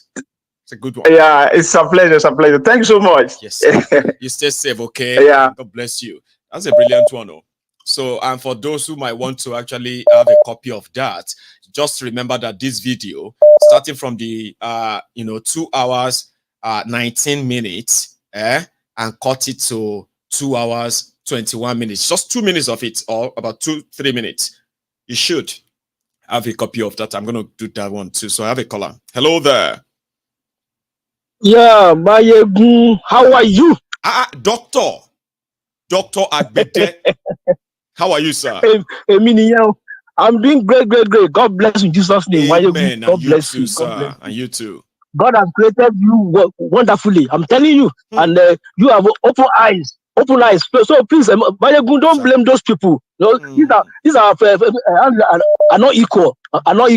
God, some people, whatever they do, they will not hear anything at all. So don't blame them, please. God has created you wonderfully. So that's a kudos for you. Thank you, sir. Doctor. Yeah, so happy Tuesday. God bless you. Yes. Let's go to business. Now. Yes, sir. Now, about a few weeks ago, Remi Tinubu, that's Bola Tinubu's wife. Yes, sir. She came out to say that they inherited that word, inherited. Likewise, yesterday too, Nuru Rubadu, Tinubu's NSA was saying that they looted the treasury before. But the question is, me and you, Maiyegun, and the Nigerian populace, we did not force them now. They forced themselves in. They forced themselves. So why are they lamenting now? So why are they lamenting now? Or who are they complaining to? But they said they are not complaining. They are just telling people that, see, Nigeria and Akorofo, don't blame us. So no, they should not tell us. They should not tell us because by doing so, it's like they're taking us for a ride. No, you said you can do the job. Emiloko said you can do the job. That's then right. So we must not hear. God bless you. Amen. God bless you. Amen. You too. So they should not be saying that. They should not be saying that at all. The treasury have been looted. No, nothing treasury again. No. We don't want to hear that at all. Arrest them. If you know those who looted the treasury, stop telling us. Arrest them. Take the money back. Can't they? God bless you. Meanwhile, concerning this CSU saga, and everything. Okay, I was saying now, that I think that one is like, we are not hearing anything from FBI anymore. The story long. No. Kudos go to FBI because they can't take bribe. No, they can't take bribe. Now, the message is that right now, all employers in America have been giving memos instructing them that whomever has Nigerian citizen origin working with them should and must on the line. As a matter of a security concern, let them reapply for that particular job they are doing. So any question to this security concern should be directed to FBI 1-800-225-5324. 1-800-225. God bless you, sir. 5324. Yes. 5324. Because even if only 2 Nigerian people remain after FBI might have done with their investigations, that would be betterment for the American people. Even if only 2 Nigerians remain after FBI might have done. You or remain in America. Remain in America. America. Yes. Doctor. Yes. There are so many not me. Please, please, just call them. I'm not telling you, call them directly. It's a figure of speech. Yes, even if only 2 Nigerian people remain after FBI might have done with their investigation, that will betterment for the American people. So they should call them directly for that. They are doing the investigation because Tinubu cannot put Nigerian populace under a spell, and at the same time we wanted to put American people under spell. No. It's impossible. Yes, Doctor, it's possible. So much, sir. So that's it. So that's the message. Thank you. God bless you. All delivered. Good enough that doctor is coming out gradually. We are not getting classified that much again. So it means that all gloves are now off. Here is another caller. Hello there. Hello, Maiyegun Hana. Adeo, Baba. How you doing? Hey, Maiyegun. This is a second-time caller. I'm just going to keep announcing all the times that I call. This is Jimmy from Houston. Jimmy from Houston. Please always kind of announce it. I love that. So you keep reminding me until I get very used to it. Second time caller, you say. How are you today? Yes, second. I'm good, Maiyegun. I'm good. Please. So something crossed my mind, Maiyegun, and I thought I'd just share this with everybody. Okay. Could it be that when Chief Tinubu handed over, there was an agreement with Buhari that if you come after me, I will set something up and there will be another coup? Well, I am not going to doubt that your very, very strong and intelligent mind has suggested that, Baba. You will not be far from the truth, because this is it. Don't come after me. Even Jonathan, that wasn't considered powerful, made that same deal. Don't come after me. Okay? I'll give you everything. I'll give up the power and all that, right? But I am immune. Correct. So Tinubu and Buhari will actually have the similar agreement. So I agree. Continue, Baba. Yeah, because there's something in the works. Right. Because I think he's so timid that he can't go back and say, okay, because he knows where the cause of the problem is. And if he can't go back and say, hey, you did this just like what you stated. Don't come after me. If you come after me, this will be the repercussions. They may not even. And as we know, another coup, but it's just going to be like, hang on, Jimmy, have you even forgotten that Buhari said it publicly that as he is going, nobody should come after him if they don't want any problem. So why are you then thinking, could that be something? He said it publicly, so we should even work. No, with that. Let's work with that. He said it publicly, or there will be problem. He said it publicly, Maiyegun, and he also said it privately. Yes. Okay, so publicly is for the people that are not aware of that. Don't let anybody influence you to come for me. Okay, don't let anybody influence you to come for me, because I know you're going to be hearing it from different directions. Things, like, hey, you're going to see things, and people are going to try to poison your mind.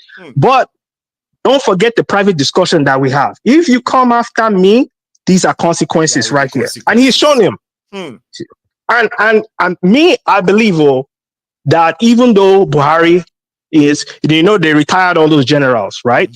There are still cells of army people that are there. Well, that are still loyal to him. Have you forgotten that it was Buhari's government that forgave repentant terrorists and reabsorbed them into Nigerian army? And it is that army that Tinubu inherited right now. Even if he tried to change the head of that army many times, it doesn't have the army. He doesn't have it, correct. So that's something to think about, because you see that your hunch is very much because right now.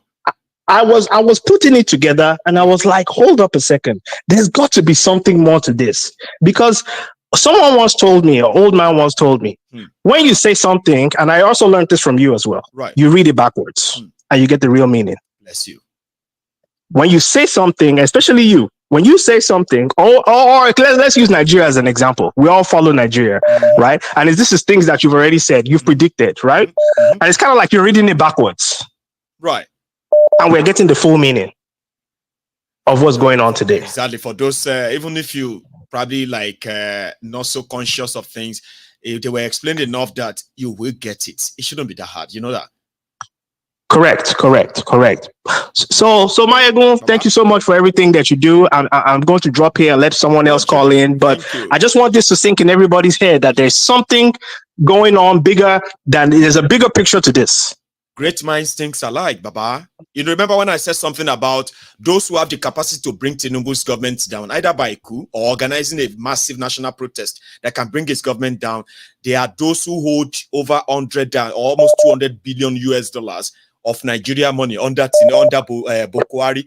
And he knows that if he really wanted to save Nigerians, instead of crying to them, he will go after those people. But he also knows if he goes after them, they have enough. He can't now. He can't. Yes, he can't. So this is someone that is desperate for power. Yes. So it's kind of like putting it in the pendulum.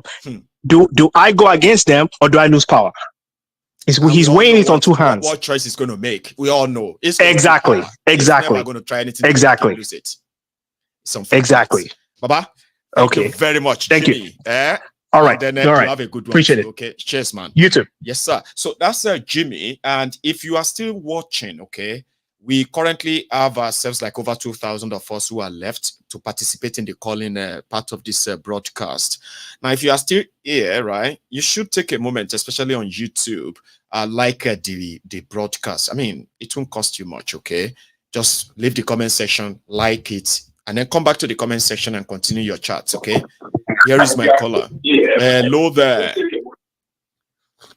One name. One name.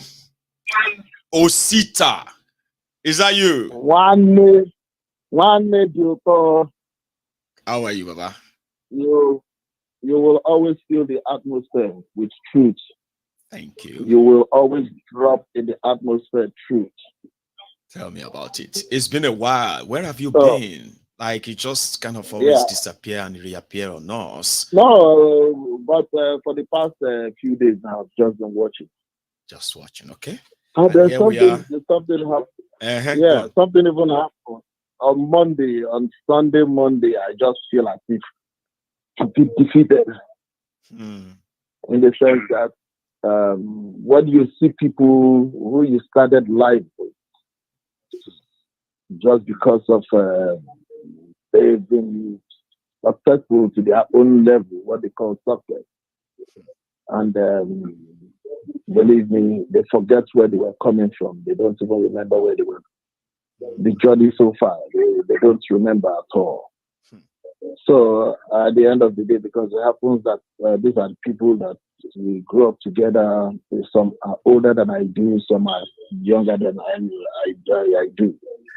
But you know, what they keep thinking about, if you ask them about the situation of the country, and just because they think they've escaped and they are doing well in their different industries, their different careers. And they said, oh, you guys are just making troubles. You guys are just making troubles. Troublemakers. You know, and I said to one of them, I said, if we're actually making troubles, what is the situation? I mean, what is the solution? You guys were the ones that asked us. So go and you ask people, go and get your PVC, register. But at the end of the day, they got their PVC, they registered, they voted, and they didn't count. And you think, when they ask you about where is Nigeria, because some of you live in Ikoyi, you live in Banana Island, you live in VI, you will call those three places, you will call such places Abuja. Even one of them made mention that, that I don't need a mopo when I stay in my house in Lagos, when I stay in my house in Abuja, when I stay in my house in Port Harcourt. But I was asking, and I asked him, what about when you go to your village? Exactly. And they said that is when you take mopo. I said, do you see that? What you have right around you is the spirit of oppression. Mm-hmm. You want to go down to that your village so that people will see you as one big man. Nobody can challenge you. Nobody can tell you that this thing you're doing is wrong. So those things, they made me feel so bad. Even on Monday, I couldn't even go to work. I just sat down and I was thinking about everything that is happening. The selfishness of the leaders themselves or the dealers themselves can be seen in even the people. Everybody is trying to wait for their chance to oppress another. It's unfortunate. Exactly. So I said to myself, is it that people are not humane or compassionate anymore when they see another person struggling? Even here in America where I am, there's some places I go to, I see people who don't have a house, they are sleeping. You have that in America, let me just tell you the truth. And you see people sleeping in garbage houses and garbage house. And I will stand and I'll ask myself, what is this government doing about all these things? So that is where we have gotten into that people don't even want to know what is wrong with my friend, what is wrong with the other person. Being coming to the last, sympathetic, empath, as coming to the humans, that last should come caller. naturally. By our people. Coming to the last caller, what he was trying to say. But I want you to understand something that fella sang about. Said, overtake, don't overtake, overtake. Do you ever think corruption is going to prove corruption? It's impossible. I want people to understand that corruption prove corruption, or do you think any corrupt leader wants corruption to end with his own circle? Believe me, he has followers. He has those seeds that is breeding. And do you think? Look at what happened in this last week elections that they did. Some people were saying before then that especially in a place like Imo State where I come from, that Hope Uzodinma, because he didn't support Tinubu, that Tinubu is going to leave it. I said he will never do that. No. One thing I want people to understand: this is an institution. This is an institution, a corrupt institution that's been made, and institution is not made by one person. No. Institution is made by collective of people of same mind and same devilish idea. That's right. What is happening right now? Tinubu is just the emblem. Tinubu is just the emblem. This is a collective evil people. The collection of evil people conglomerating. Yes. Yes. So what you are seeing right now is beyond Tinubu. Even if he decide, I know he's a bigger criminal, but even if he decide that he wants to do something, I need you to go and watch all the mafia films that you can see. Those mafia films. Look at it. Whenever they have a change in leadership, it is when that leader is trying to do something that is a little bit on the good side. You can't, or they get rid of him and appointed another person. Yes, as it is right now, the common agreement they had with the last generation is the same. Emilio, after you, it is me. The last administration, Tinubu, you mean? That's Buhari. Yes. Buhari, what he has with him, the agreement is after you, it is me. And it's after Tinubu, it's another person's turn. When you look at the governors, when they are talking, they will tell you that this thing that was freely given to me, you cannot collect it. It means that it is their own turn too. So the pronunciation might be different, but the language, I mean, the pronunciation might be different, but the meaning is the same. It's the same. So I want to, yes. So there's no mathematics on this. The truth, the reality is that corruption will never prove corruption. Impossible. And corruption will never give birth to something that has standard bearing. No. So I want us to understand it is until we react. I am telling people, I am sorry. I have looked at Nigeria. There's no way you can get out of this mess. There's no way we can derive our objective except we react. Yes. Except we. And it is not even a revolution or protest anymore. It is called rebellion. It's if you not want to go revolution out, or protest make sure anymore. you protect yourselves. What you will have in Nigeria that is going to change anything in Nigeria right now, it is when people give a tactical civil disobedience. Exactly. Without it, there is nowhere, they will not going anywhere. I don't want us to be systematic about anything. Yes. I don't want us to beat around the bushes. I don't want us to have anything that has to do with the Maradonic movement or anything. It's a straight and direct thing. What they give you is what you have to give back to them. Yes. Thank Stop you, deceiving yourself. Stop sugarcoating it. Stop hiding behind this. They are not hiding it. They are breaking the law. Break the law too. Okay. So if you don't have intention of breaking the law, stop talking about liberty or freeing yourself. That's it. Abi Osita. Thank you very much, my brother. God bless. God bless you too. Thank you so much. That's our own man there, Osita. So I do have another caller thing here. Hello there. Maiyegun General. Yes, sir. How are you? This is CA from Atlanta. It's been a while I called. CA, I know. It's been a while, but I bet from Atlanta. You've always been trying, haven't you? Yeah, sometimes I just sit back and let people call in. How are you? How is everyone, Baba? We thank God. We thank God. It's the same old story, you know. The first time I got in touch with you, I know. When I started following you was years back. From the first day you talked, I knew we were on the same page. I've always had that belief from day one, far back, that the country is in fact we share the same ideology. The country is a mess and it won't get better. So, but I don't know what gives people confidence and believe that don't worry, it's going to get better.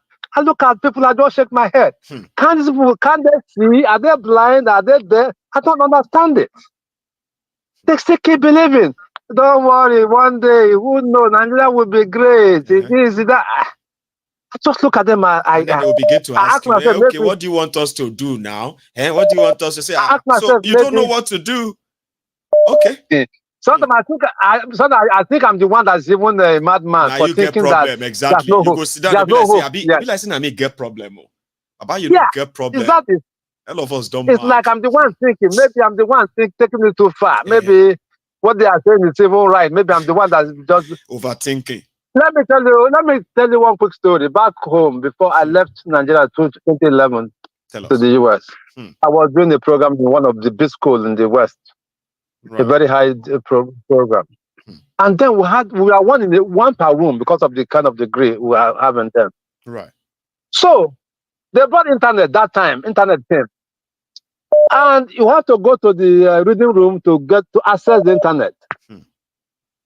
So some people develop the style, they pass wire to tap and connect to their tablet or laptop in their rooms. Okay. Then one day I asked my friend, and I told my friend, I said, this thing they are doing, can't they just give us Wi-Fi, internet, just give us password? You don't need to come there, you just plug in the password, the thing will start working automatically. You know what my friend told me? He said, go, Joe, you people say, you people are never grateful. They gave internet. Now, they're looking for Wi-Fi. And I said, I don't know how Nigerians think. It will be cheaper and easier on everybody. You see, anything that will make it easier. You know, people, they make us believe that if we don't suffer for something, that, they get value. That you have to suffer. These are people that are going to have, These are PhD students that should think differently. And we should be grateful. We should be grateful. That's what is wrong with Nigerians. That they put internet now. They're asking for Wi-Fi. I just said we are an institution where computer science department can do with that. You stay. All you need to do is just to have your password. You stay in your room. You don't need to come to downstairs. People that live in 2-story buildings to come downstairs with their tablet and laptop. It doesn't make sense. Stay in your room and do it. And I discovered that Nigerians are used to crumbs. Yeah, when they give them crumbs, from the table, they rush it and they're happy. Very happy. And that is why a governor will build a 10-kilometer road and people will be clapping. Oh, that governor is the best. He built roads. Roads, for God's sake, roads. The governor built roads, and the governor is a performing governor. He's a performing governor. He built the best performing in history. They will be saying it. They have title for them. Oh God. Maiyegun, I beg, let me know. I stop thinking about Nigeria, because if you start thinking, I stopped thinking about it years back, because you're just going to give yourself high blood pressure for nothing. I know. So I'm just looking at them. I know. Thank you so much. I mean, it's good to hear from you again, by the way. So thank you very much, sir. So that is a CA from Atlanta. The veterans here, MaiyegunsDiary, Politico, so people who have been around for a while. So it's up to us. Your choices, as they say, elections have consequences. Now everybody will have his own share, but it's just unfortunate that even those who never really wanted this are also sharing in the in these consequences, unfortunately. Hello there. Hey, Maiyegun, good evening. Good evening. This is Jerry from Houston, Texas. Hey, Jerry, from Houston. How are you today, Baba? I'm okay. Great. Hey, So, I don't intend to take much of your time, but I got one question to ask. Okay. That we just want us to just reflect on. Okay. Maiyegun, what is Femi Okoro Adesina? What is it? Normally, in the pastor, but I cannot categorically tell you where he is right now, but I have an idea. Okay, I have an idea. So what's the idea? What's the idea? He's as useless as when he was still alive. So you shouldn't be asking for people like that. They are probably, bottom line, I don't know. That's it. He's meant to be in Ikwetumodu or somewhere in Houston, around you there. His daughter is schooling around you in Houston. So he is likely around there, or is in Ikwetumodu. But to me, so after he has lied to Nigerians for years and talked to Nigerians rudely, even during an interview, he might be watching a different screen, a different monitor, talking to people like you can't do anything. I know. And they ruined the country. He took his own share of the resources. That we should choose between our life and our land. Remember? Okay. So now he took his own share of Nigerian resources, whatever, and just run away and go to one country and establish himself. That's it. That's just what is that what all Nigerians just like everybody come, they look all the spoil of the country and just go elsewhere and settle down. And just leave the country, whatever want to happen to it, let it happen. That's it. Well, I just have been thinking about that conversation. I'm not sure where somebody, people say it's in Nigeria. You ask of, you didn't ask of Garbage Shehu. Garbage Shehu is telling people that if not for Buhari, that Nigerians for don't they eat inside dustbin. That people don't appreciate Buhari. That Buhari's investment, they are still coming to manifest in Nigeria. Now, years to come, people will see Buhari's investment in Nigeria. I mean, could he ever get ridiculous or more ridiculous? Yeah. Femi Adesina is a pastor in a Foursquare church in Nigeria. Sure, you get now. And now is living with the people, right? And I want to tell you this for free. Just same way like Pastor Ruga, the Kenneth Shatabandu himself, that is what do you call it? What's that his name again? Oshibajo, right? Oshibajo. Now, majority of them, are living in the world they created. So we will wait on them to offer ideas of where Nigeria, what Nigeria should be like in the coming days, because it could touch everybody. Baba, don't joke. After they rule the country, what mouth and face will they use to come and preach salvation and preach healing and preach whatever things to their I'm talking about? I know all of them, as you say, both all of them, but the one of that Femi Okomu, Abi Okomu, or whatever you are calling, that man talk with so much rudeness. Tell me I don't know, like if I'm looking at him, I feel like there is so certain level of arrogance. It was the one who called Nigerians wailing Wailer. Remember? It was the one who called Nigerians exactly. And at the time, they said everybody who was trying to say Buhari's incompetence, that they were enemies of Nigeria. They were those who actually divided Nigerians more to those who are against and who are in support. The Igbos, the Yorubas, that they, Femi Oponu, Adeshino, were those who escalated that. But where is it today? He's right there in one church preaching. Instead of him to come to Nigeria and begin to make investments, begin to find a way to contribute to the resources or whatever they want to build, they have just metered his own plunge or whatever and just run away somewhere and go relax in some country. Well, my brother, that's just I just thought I should, because again, the same thing is repeating. Some group of people are now saying Tinubu is the best, Tinubu is the best. A lot of people saying leave him, he's just saying he will do something, all that of them. We're sitting down here and watching. I just if it's the best, if it's not the best, we are seeing that now. Jerry. Anyway, thank you so much, Baba. I'll leave you. Yeah, I didn't want to take much of your time. Like I'm just like, can people wonder what's happening to Femi? I mean, when you see all the hunger he has put to people. But fine, because he's enjoying himself. What you should even ask, Jerry, before you go, right? Jerry, you know what you should be asking is that what I would kind of love to ask if I was you, when I'm asking for Femi Adeshino, is that I'm going to be like, where are those people that believed all of the lies of Femi Adeshino when he was talking for Buhari? Where are those people today after hearing what Buhari did to Nigeria, including Femi himself? Where is he today after hearing that his Oga destroyed Nigeria, bankrupted Nigeria? Where are all of them today? Femi didn't believe. Femi they know what they are working. All they are working is for their pockets. So Femi didn't believe. It was some gullible Nigerians that believed him. Femi never believed him. They are working together. They know what they are doing. I know. So everybody knows what they are doing. Thank you. God is going to judge them. Yeah, thanks, man. Amen. Thank you so much, sir. Okay, you have a wonderful week over there, and thank you so much for that contribution. So this is where we're going to draw the curtains tonight.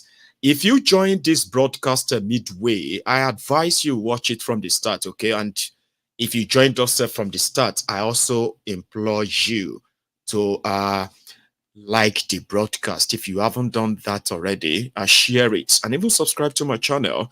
It is so slow that I don't know what happened, right? I mean, you should just do your part and play your own part there. Okay, so thank you so much. And there will be the cutout of the old clips for everyone tomorrow, which means that you can watch the replay in a shorter form from tomorrow.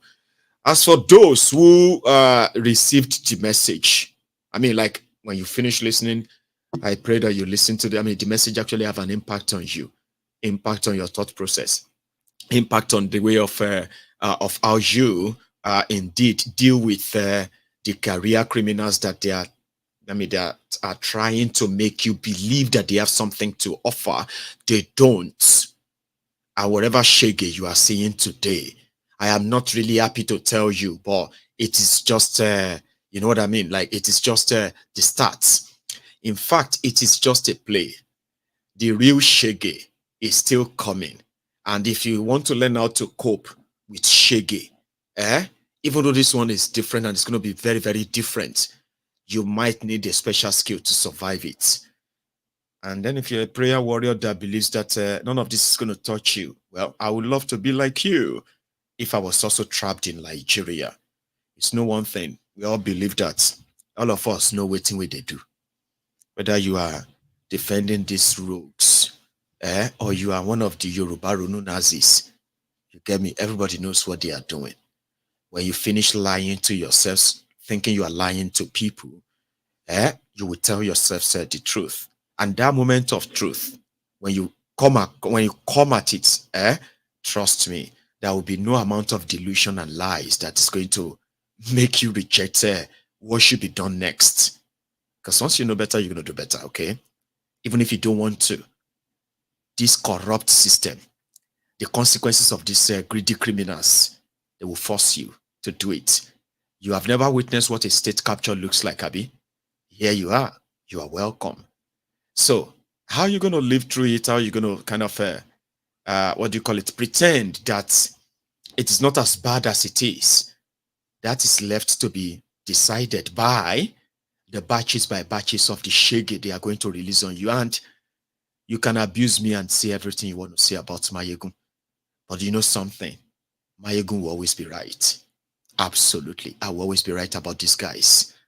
They will always prove me right. Think about this.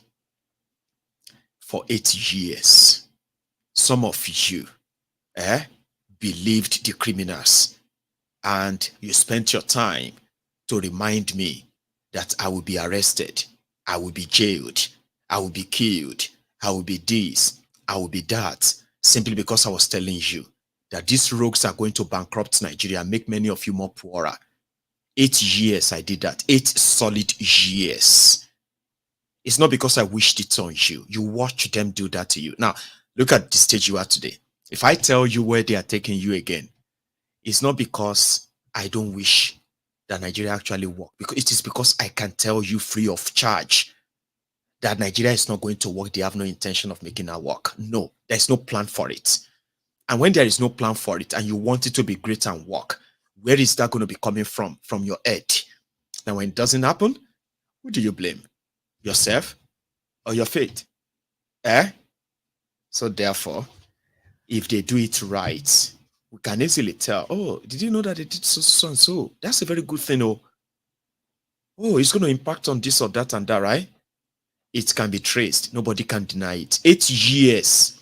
The Buhari dins, the Buhari diderins, the Buhari denotus, the Buhari dijatus, the Buhari shukus, the ungoziaris, the uneka aris, the obedient fools, the sophisticated morons, and the humbled slaves. For 8 years, they were praying for a win. One single win that they could go and tell Maiyegun, shame on you. See, we now have 24 hours electricity. Now look at it. We now have the best road networks in Nigeria, in Africa. Oh, look at it. We have the best and standard healthcare built by APC. Oh, look at Nigeria now. There is no terrorist anywhere anymore. Everybody is now going back to their normal lives. There's nobody currently in the captivity of kidnappers. They prayed for 8 years to have something to say, to prove Maiyegun wrong. For those 8 years, they found nothing. So if Maiyegun is telling you something right now, I've always been right about these guys. And you don't have to believe me. I can always use your story. I can always use your story to teach others who are foolish like some of their supporters, okay? I will use your story to tell others that if you don't listen to me, you will end up like them sooner or later. You know why? Yesterday's survivors in Nigeria, they are today's victims. You see, those who are today's survivors, we are all potential tomorrow's victims. So if it doesn't happen, and it is not happening, it will still happen. We are all disasters waiting to happen. So keep making those choices, and I will keep reminding you of their consequences. Have a wonderful evening, and possibly a wonderful week. Good night from here.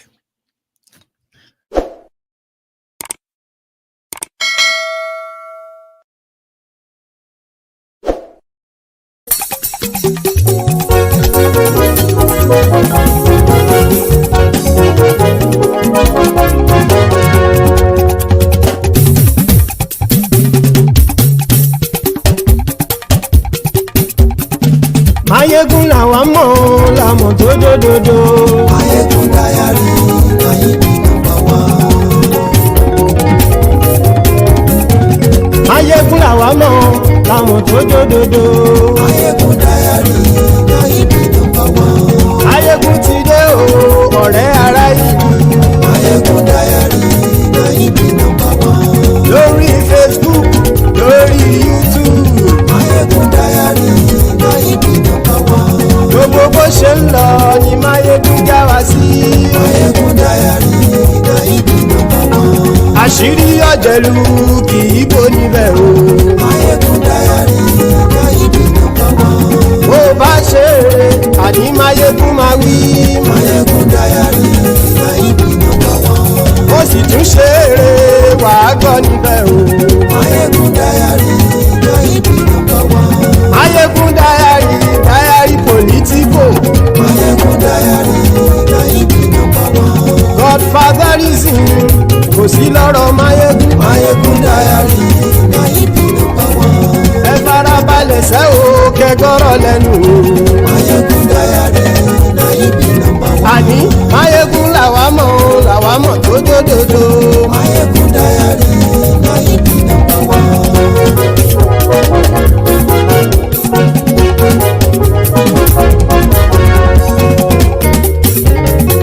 Àní ẹ̀sùn ràkì. Maiyegun ti dé. Maiyegun ti dé. Ọ̀jẹ̀lú ẹ̀sùn ràkì. Maiyegun ti dé. Àní ẹ̀sùn ràkì. Maiyegun ti dé. Lórí Facebook. Maiyegun ti dé. Àní ẹ̀sùn ràkì. Maiyegun ti dé. Lórí YouTube. Maiyegun ti dé. Àní ẹ̀sùn ràkì. Maiyegun ti dé. Bọ́ bàbá gbé wúrẹ́. Maiyegun máa wí. Àní ẹ̀sùn ràkì. Maiyegun ti dé. Ijó ìgbádìyẹ. Maiyegun máa wí. Àní ẹ̀sùn ràkì. Maiyegun ti dé. Pẹ̀sìdó bá rúfin o. Maiyegun máa wí. Àní ẹ̀sùn ràkì. Maiyegun ti dé. Kí gómìnà kówó jẹ. Maiyegun máa wí. Àní ẹ̀sùn ràkì. Maiyegun ti dé. Ọlọ́pàá ti ń darí bá. Maiyegun máa wí. Àní ẹ̀sùn ràkì. Maiyegun ti dé. Aṣòfin ti ń rúfin o.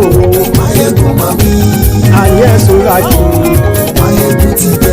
Òpùrọ́ olóṣèlú. Maiyegun máa wí. Àní ẹ̀sùn ràkì. Maiyegun ti dé. Ọ̀jẹ̀lú ẹ̀sùn ràkì. Maiyegun ti dé. Àní ẹ̀sùn ràkì. Maiyegun ti dé.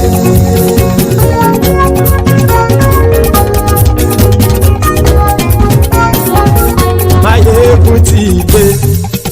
Gbogbo ọ̀jẹ̀lú ẹ̀sùn ràkì. Maiyegun ti dé. Gbogbo ọ̀jẹ̀lú ẹ̀sùn ràkì. Ṣùgbọ́n ní bá ti ṣe èyí tó yẹ kí wọ́n ṣe, ọmọ bá dèrò ní fi wọ́n níran o. Maiyegun ti dé. Gbogbo ọ̀jẹ̀lú ẹ̀sùn ràkì.